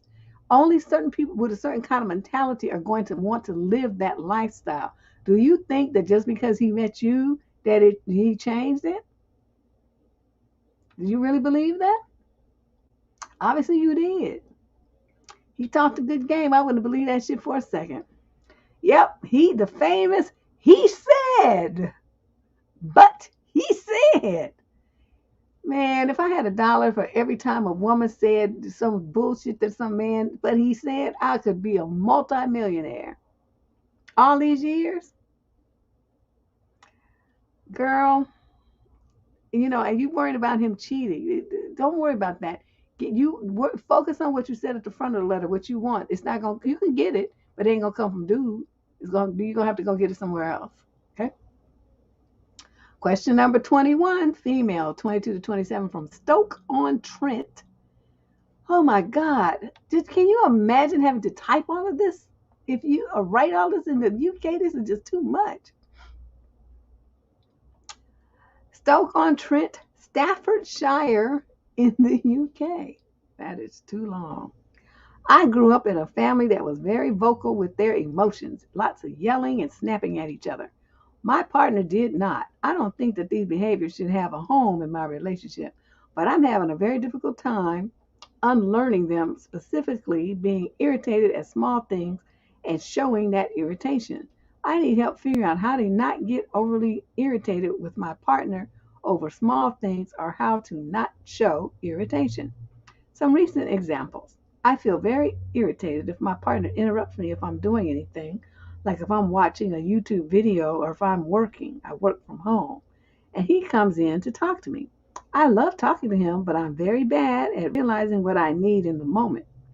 Like if he comes into my office to chat, rather than thinking to myself, I don't want to chat, I want to work, and then ask him nicely to let me work, I instead try to work and talk until I feel bombarded, and then I will answer in a frustrated or annoyed tone, causing my partner to get upset.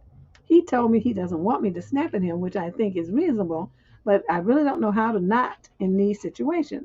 Most of the time, the problem is that he comes in to talk to me when I'm focusing on something else. But we live together, so of course he should be able to come talk to me whenever. The times I've had the wherewithal to say, please, I'm reading, listening to a podcast, working, watching a video, he always nicely leaves me be. I just don't know how to do that all the time, rather than just feeling overwhelmed and snapping at him, helping please. Okay, so you have work hours, you work at home. You put a sign on the door that says work hours, blah, blah, blah.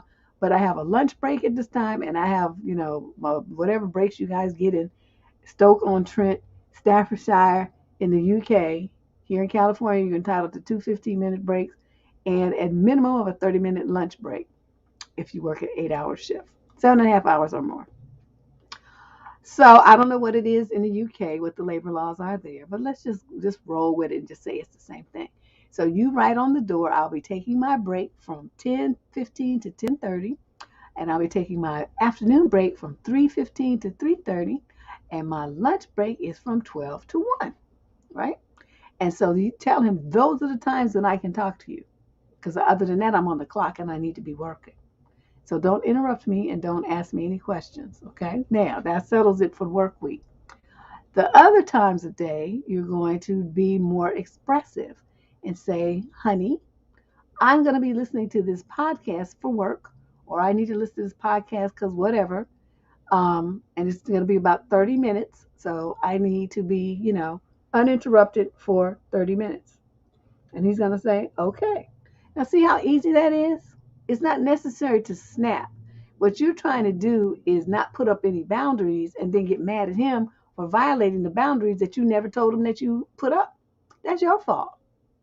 So that's why he doesn't like getting snapped at, because it's not fair. How you're treating him is not fair. You're failing to communicate, and then you get mad because he's not a mind reader.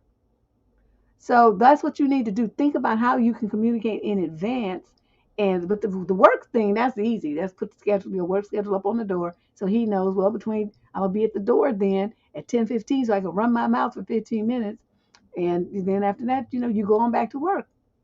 That's easy. That's the easy fix. The other stuff, you're gonna have to negotiate that, on a case by case basis.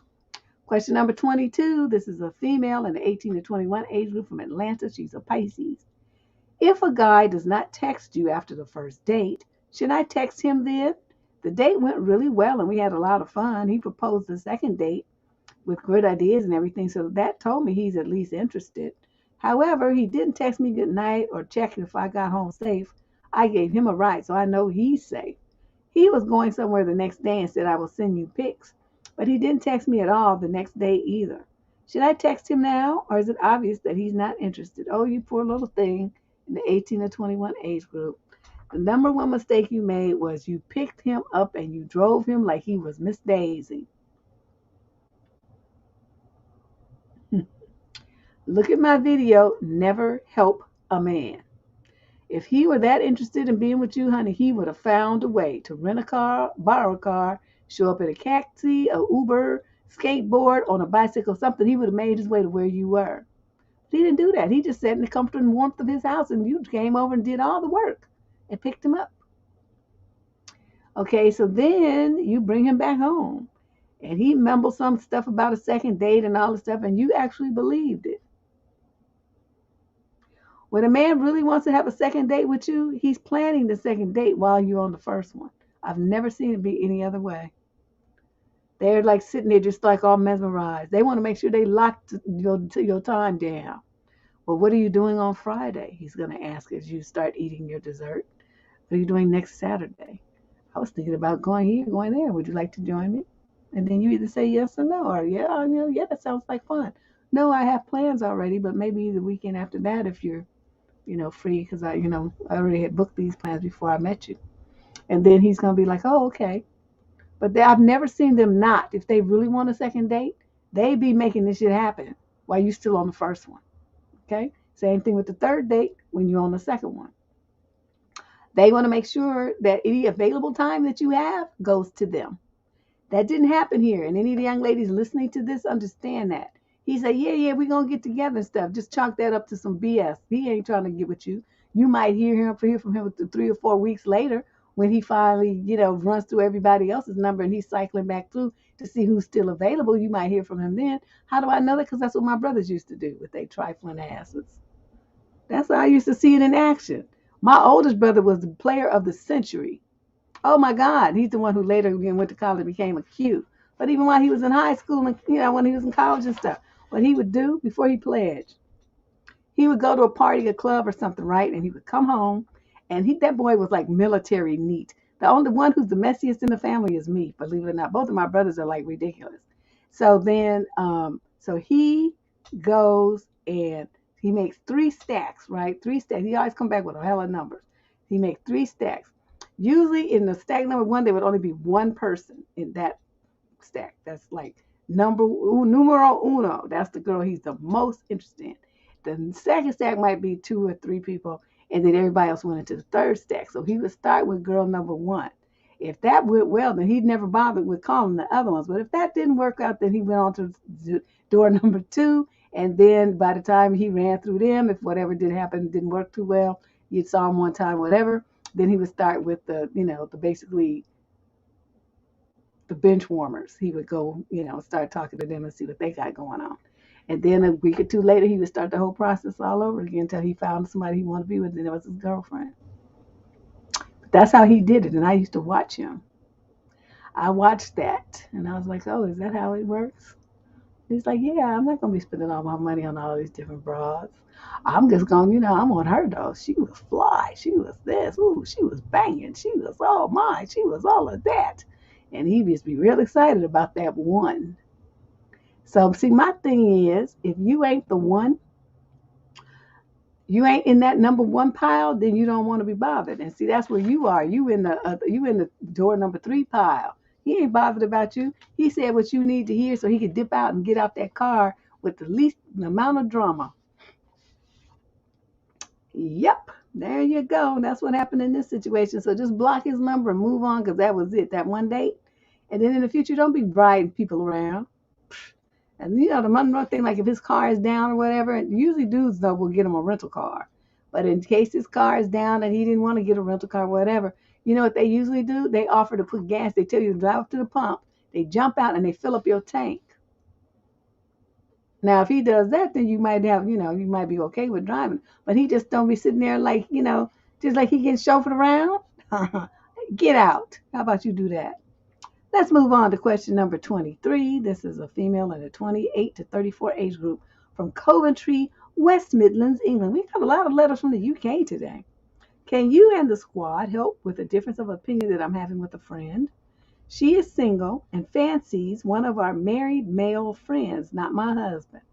She says she often starts her text messages to him with, hey, you, and invites him for drinks without his wife and likes to hint about her eggplant life in front of him in a flirty way. Obviously, it is the husband's responsibility to stay faithful, but I feel this is inappropriate and disrespectful to the wife, who is also her friend. Really? I don't see friendship here. My friend thinks it's fine. She has been single for a long time and is very keen to get married and start a family before she's out of her 30s. I'm interested to hear different opinions, as at the moment, I'm a bit uncomfortable about continuing the friendship with her. Yeah, because if she would do that to somebody else's husband who's a friend, she would be doing it to yours. That's what you're seeing. You're not saying it, but I know that's what's reading between the lines. That's what you're feeling, and that's why you want to cut her off. But I'm going to say this. Before you cut her off, you need to say this to her. Wait a minute. Let me just refresh my mind. Okay, so she invites him to drinks and likes to flirt. And then it's inappropriate. Okay. So what you do is tell her, I know you want to get married and everything, but I'm curious to know how it is that you think you're going to get married flirting around with some man who's already married. How does that work? And then she's going to be like, oh, it's fine, it's fine. Okay, say, well, I don't think it's fine, because if you did that to my husband, I would knock your socks off and all your teeth out and your head off for disrespecting me like that. That's how I feel about what you're doing to, Margie or whatever the friend's name is. That's what you're doing to her. And I don't like it. It's trashy and it's trifling. So this is what we're going to do. After we have this conversation, don't call me anymore. I don't want you nowhere around my house, my kids, or my husband. Because then I'm trying to not have to go to jail. Because I will beat your ass. I don't know if that's what y'all say in the UK, but that's what we say here. I will beat your ass. And all women know what that means. So that would be what I would suggest that you do, because you guys aren't saying anything. So, she's like, oh, it's fine, it's fine. And you're not really like coming hard on her, showing disapproval. You being that passive. And I don't understand that. But I just have to tell her, you ain't going to get married to somebody when you trying to fool around somebody else's husband. And it's just trashy. And I don't want no trashy women around my man or me or my kids. So, boop, you out. Bye, Felicia. Okay, question number 24. This is a young man. Well, I guess he's not that young. 35 to 41 from Logan City, Australia. This is a what would Deb do question, I think. I need to know what, if anything, should I say to my new neighbor, who is clearly visible in her bathroom nude. Oh, I'm not a peeping Tom, but it's hard to avoid when I'm grilling on my deck and can see straight into her bathroom, or in the morning when I'm drinking coffee. Boom, she's getting out of the shower. I avert my eyes and now sit such that I can't see her. I don't want to embarrass her. I haven't even met her yet. But I want her to know that her bathroom activities are definitely not private. What should I do? Well, one day, this is what, because, oof, never mind, but I don't want to go into all the details. But when someone was exposing parts of themselves that they really shouldn't have been exposing, I just went over to dude's house. And I said, I knocked on the door. I said, I have to tell you something that's kind of embarrassing. And he's like, well, what? I said, well, it's not embarrassing to me. It's embarrassing to you. Because I'm thinking, you got that little tiny Vienna sausage and you be like flashing it. And nobody's really trying to see that. But anyway, I said, you need to put some curtains up in your bathroom and in your bedroom. And he's like, well, what do you mean? I said, because everybody can see in there. That's what I said. Everybody can see in there. That's what I said. I didn't go into details about when you're getting in the shower, when you're getting changed, when you're just walking around in your birthday suit and around your house. I didn't need to say all those details. I said, because everybody can see in there. Because the bathroom, and then you walk to the bedroom was right here. And he said, oh. I said, yeah. And then his face got red. And then I just turned around and walked away. Wow, thanks, Button. That was generous. Yeah, so I just, walked away. That's all I had to say. I know nobody trying to see that. But you have sometimes, people are exhibitionists, and so they want you to see. You know what I mean? That's their turn on. We don't know which one it is. Especially, dude, if you're a good looking dude, that might be her little ploy to let you get a sample of what's in store for you later. I'm making bad jokes, but it could be true. I mean, you trying to assume that she don't know, and I'm thinking she might know and she's doing it on purpose. But either way, since it's something that you don't want to look at, you just go over there and knock on the door and say, I'm here, my neighbor, I'm so and so from next door, and I have to tell you something that's kind of embarrassing. And she's gonna be like, what? Just like I did with dude. So it's not embarrassing to me, it's embarrassing to you. Do you know, when you're walking around in the bathroom, getting in and out the shower and everything, that everybody can see you? Yes, what I'm saying. Dip, skipping, switch. She might be doing that intentionally, so everybody can see you. And yeah, I'm really not trying to see that. So I was hoping that you could put some curtains or blinds or something up on the window. Thanks.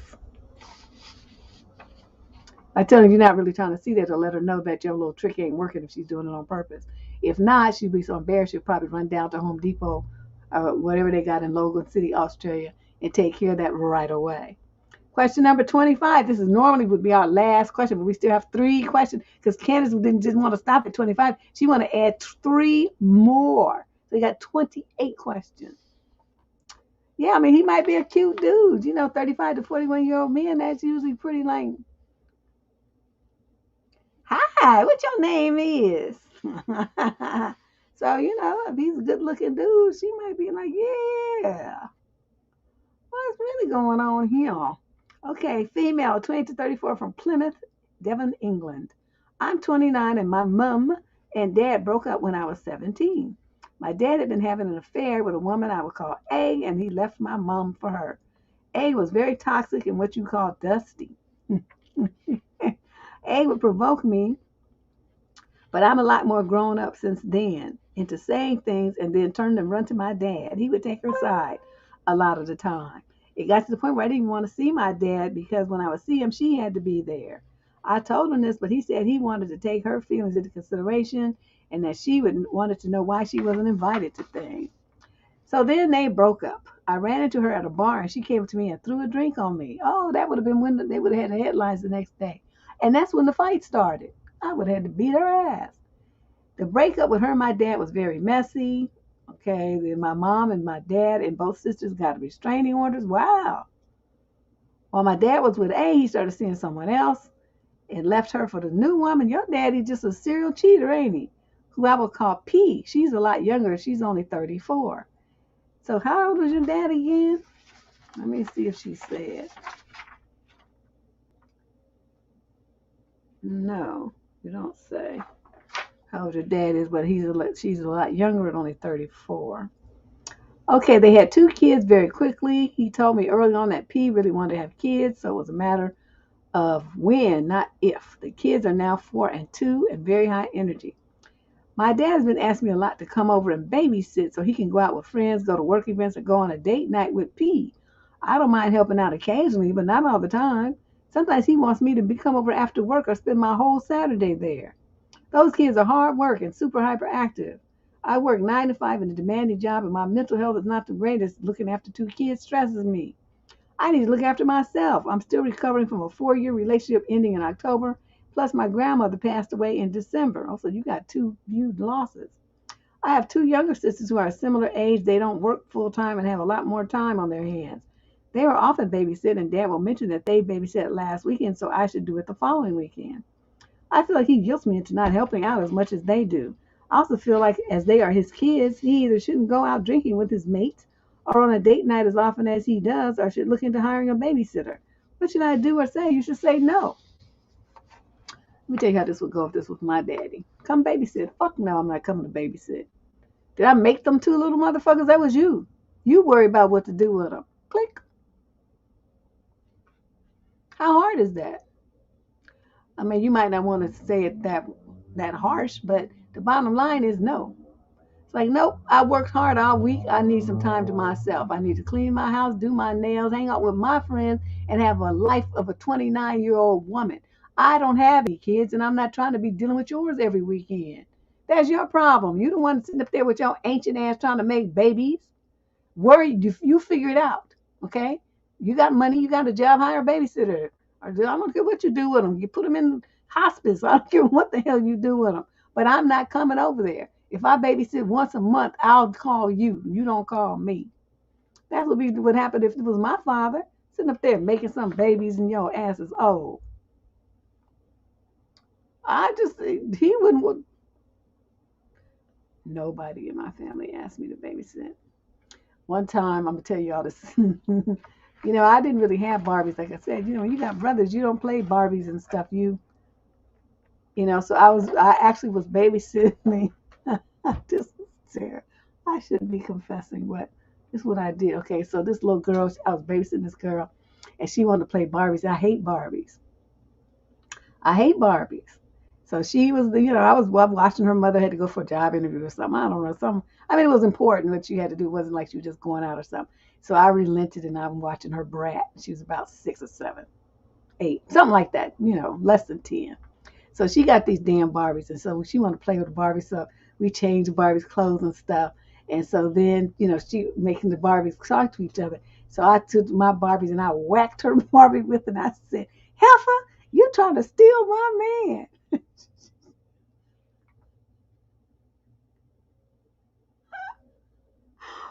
Oh, it was terrible. I don't know why I did that. And so the little girl was all shocked and everything. So she's like, no, I'm not. I'm like, yes, you did. I saw you talking to my boy. So that made my Barbie beat her Barbie up. And then she started crying. She told her mother when she got back what happened. Her mother was looking at me like, I'm never letting you babysit my daughter again. I'm thinking, good. You don't understand. That's why I did it, because I don't want to babysit this brat. I try to babysit nobody. I tell you, it was wild. I was like, you heifer. And then making my Barbie like pull her hair and slap her and fly through the air and kick her and all kind of stuff. I did all kind of vile stuff. It was hilarious in retrospect, but I've never told anybody that. The mom may have told some people, but I never told anybody. I actually kind of like, oh, maybe I shouldn't have done that. But I said, yeah, but it was fun. I got to get all my aggressions out, and guess what? I never had to babysit again, and nobody ever asked me to play Barbie. So it was, as far as I was concerned, it was a trifecta win. Better than going to the racetrack. Oh my God, that was so funny. Of Question number 26, female, 22 to 27, from Houston, Texas, and Aries. I need your insight into what is going on with this coworker. During our department meetings, I've noticed that this guy never fails to sit next to me. I would sometimes try to find a different spot to sit at, but he continues to sit next to me anyways. If he isn't able to sit next to me at all, he stares at me when I'm not even speaking or doing anything.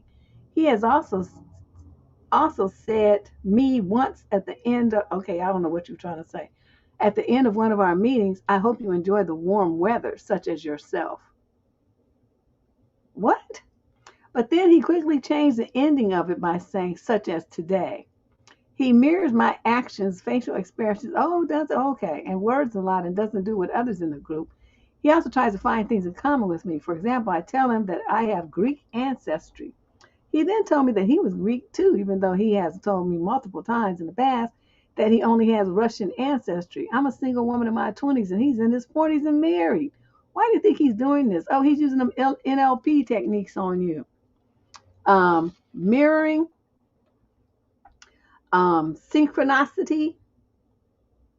So he's trying to get in sync with you, and he wants to mirror you, and you caught it, So that means he's not good at it because you're not supposed to be able to notice it. The fact that he does it so hardcore that you noticed it and wrote about it in a letter, that means he's not good at it.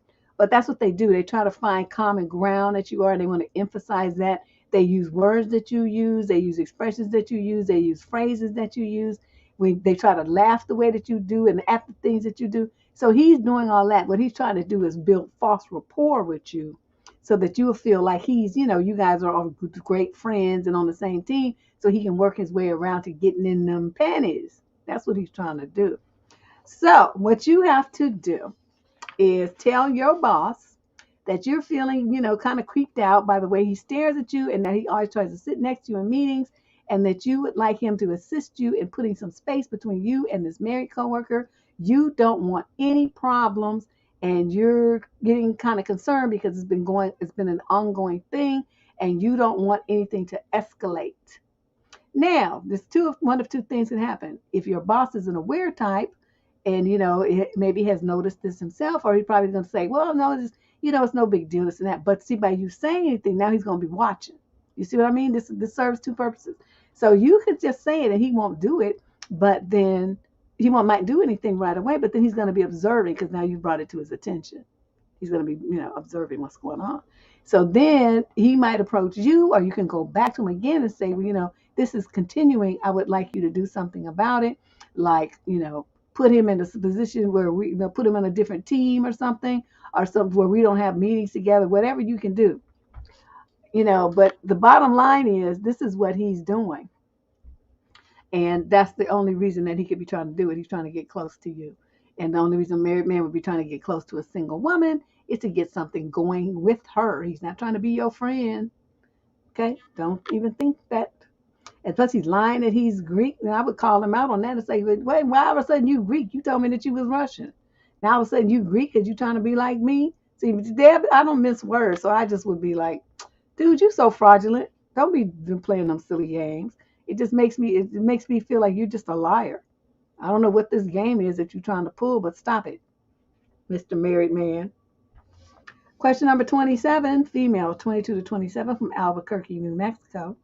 I need ideas on how to break the touch barrier on a date. When I'm a super self-conscious person. I just not a super touchy person. I barely hug friends and family. I just didn't grow up that way. I always prefer to sit with someone on the couch talking and drinking instead of cuddling. But there's this guy who I really like. He's also shy like me. He touched my hand, but that's it. We have a hike planned for our third date next weekend, and I'd like us to kiss. But I need to break the touch barrier. Weirdly, I'm an attractive woman, and I know that he is attracted to me and is showing clear interest, initiating, doing sweet things for me, etc. How can I do this? Oh, that's easy. When you on the hike, you have to act like you're slipping. This is when you use your feminine wiles. You lose your footing, and then you just grab him to try to steady yourself. Right, ladies? You grab him, or else he's going to reach out to grab you. He's going to grab your arm. He's going to put his arm around you or something, because you're going to be like in danger of falling, right? So he's got to save you. I need some music. I need a sound to play right when it does something. Like I need a sound file to go da da da. But yeah, that's all you got to do. Are you walking on the trail, and you side by side talking? You just reach out and grab his hand and swing it. You know how you swing hands when you're a little kid? Swing, swing, swing, swing. So it won't be like it's all romantic and, like a big deal, like you trying to make it. It'll be more like light fun and kind of frivolous and kind of an offhand thing, you know. Swing, swing, swing, swing. Yeah, I'm telling you, honey. Like, oh my God, I'm falling. And then he'll catch you. And he'll be like, oh, thank you. You're my knight in shining armor.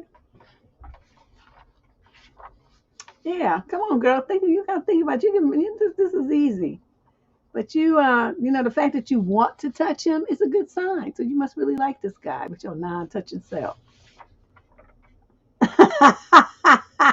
Shay, that takes all the romance out of it. Be like in the Korean dramas when they be falling, and be all dramatic. And the girl just happens to land on top of the guy, and they just happen to have an accidental lip lock. And every time I see that, I roll my eyes, but it's still cute. Okay, that was question number 27. And here is our last question. Oh my God, 28 questions. Female, 22 to 27, from Memphis, Tennessee, and she is a Cancer.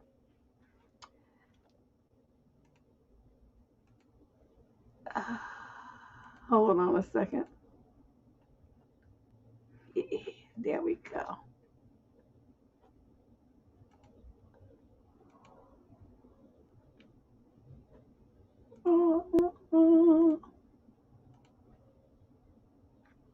Okay. There we go. We just have to be blocking folks to be coming up in here acting a fool. All right, here's my last question. Okay, she's from Memphis, Cancer. I need some tips on making an exercise schedule to get fit and lose some weight. I'm 25 years old and in good health, no joint issues or anything. But after putting on weight over the holidays, I decided I want to start making a change and start exercising to lose weight and get fit. I know you were a personal trainer. Do you have any tips on making an exercise schedule and sticking to it? I don't have much extra time, so I can't spend a lot of time going to a gym or doing long workouts with work in my master's program. I've started eating healthier, so that's a work in progress. Anything would be appreciated. Okay. All you need is 12 to 15 minutes on. Okay, just go to Google and search for Tabata, Tabata. I have some really good workout routines I put on our community wall here, but you don't have to be limited to those. Just put Tabata in there and look at the workout routines. There's probably some videos on YouTube by some of these fitness people, and you do those. Okay, the workouts are interval workouts. So you work for, say, I don't know, 10 seconds. I mean, you work for 20 seconds, 30 seconds, depends, how they do it. You rest for 10, you do work for 20, rest for 10, and you do like that. And you keep doing that back and forth pattern until you have exercised for, 6, 8, 10 minutes, 12 minutes, however long you can handle it. You can get by with 6 minutes though, 4 minutes. And then you do that a couple of times a day if you can, like a morning workout and an evening workout for 4 to 5 minutes. Then you can work up to doing longer routines. So some of the ones I put on here are, I got the Tabata routines are hard, but you don't have to spend a lot of time, and they're gonna whip you into shape real quick. But you need some dumbbells, or you can do some body weight ones. But after you reach a certain level of strength, they don't really challenge you anymore. So it's good to have some dumbbells to use at least later. Kettlebells, I do a lot of kettlebell routines. But yeah, that's what I would recommend. So just search Tabata in Google. Check out some of the routines. Start with the body weight ones since you haven't really been exercising. Start with the body weight routines and then go from there. You'll be all right. You'll be whipped into shape good. Yeah, to give you more energy for your master's program too. So I think all in all, you'll love it. So you guys, shoot, what do we have coming up tomorrow? Hold on a second. What's up tomorrow? Tomorrow is the 16th. Oh, yes, we got Mary. This is who we have coming up tomorrow. And then the day after that is Marilyn Shannon. And then the day after that, wait a minute, you know what? I messed up, Shay. We got like 5 live streams in a row. It's unbelievable. And then the day after that is her. And then this is on the 20th. So that's 5 in a row, 5 live streams in a row, plus today. Oh my God. That's what we got going on, people. That's what's happening. So I hope that everybody here is, enjoying February. Please become a subscriber, hit that like and share a video, and, become a part of what we got going on here. So we'll be here tomorrow. Shay and I will be here tomorrow starting at 6 o'clock p.m. That's 9 if you're on the East Coast. And we'll see you guys there. Thanks for coming and thanks for all your super chat donations. I appreciate it.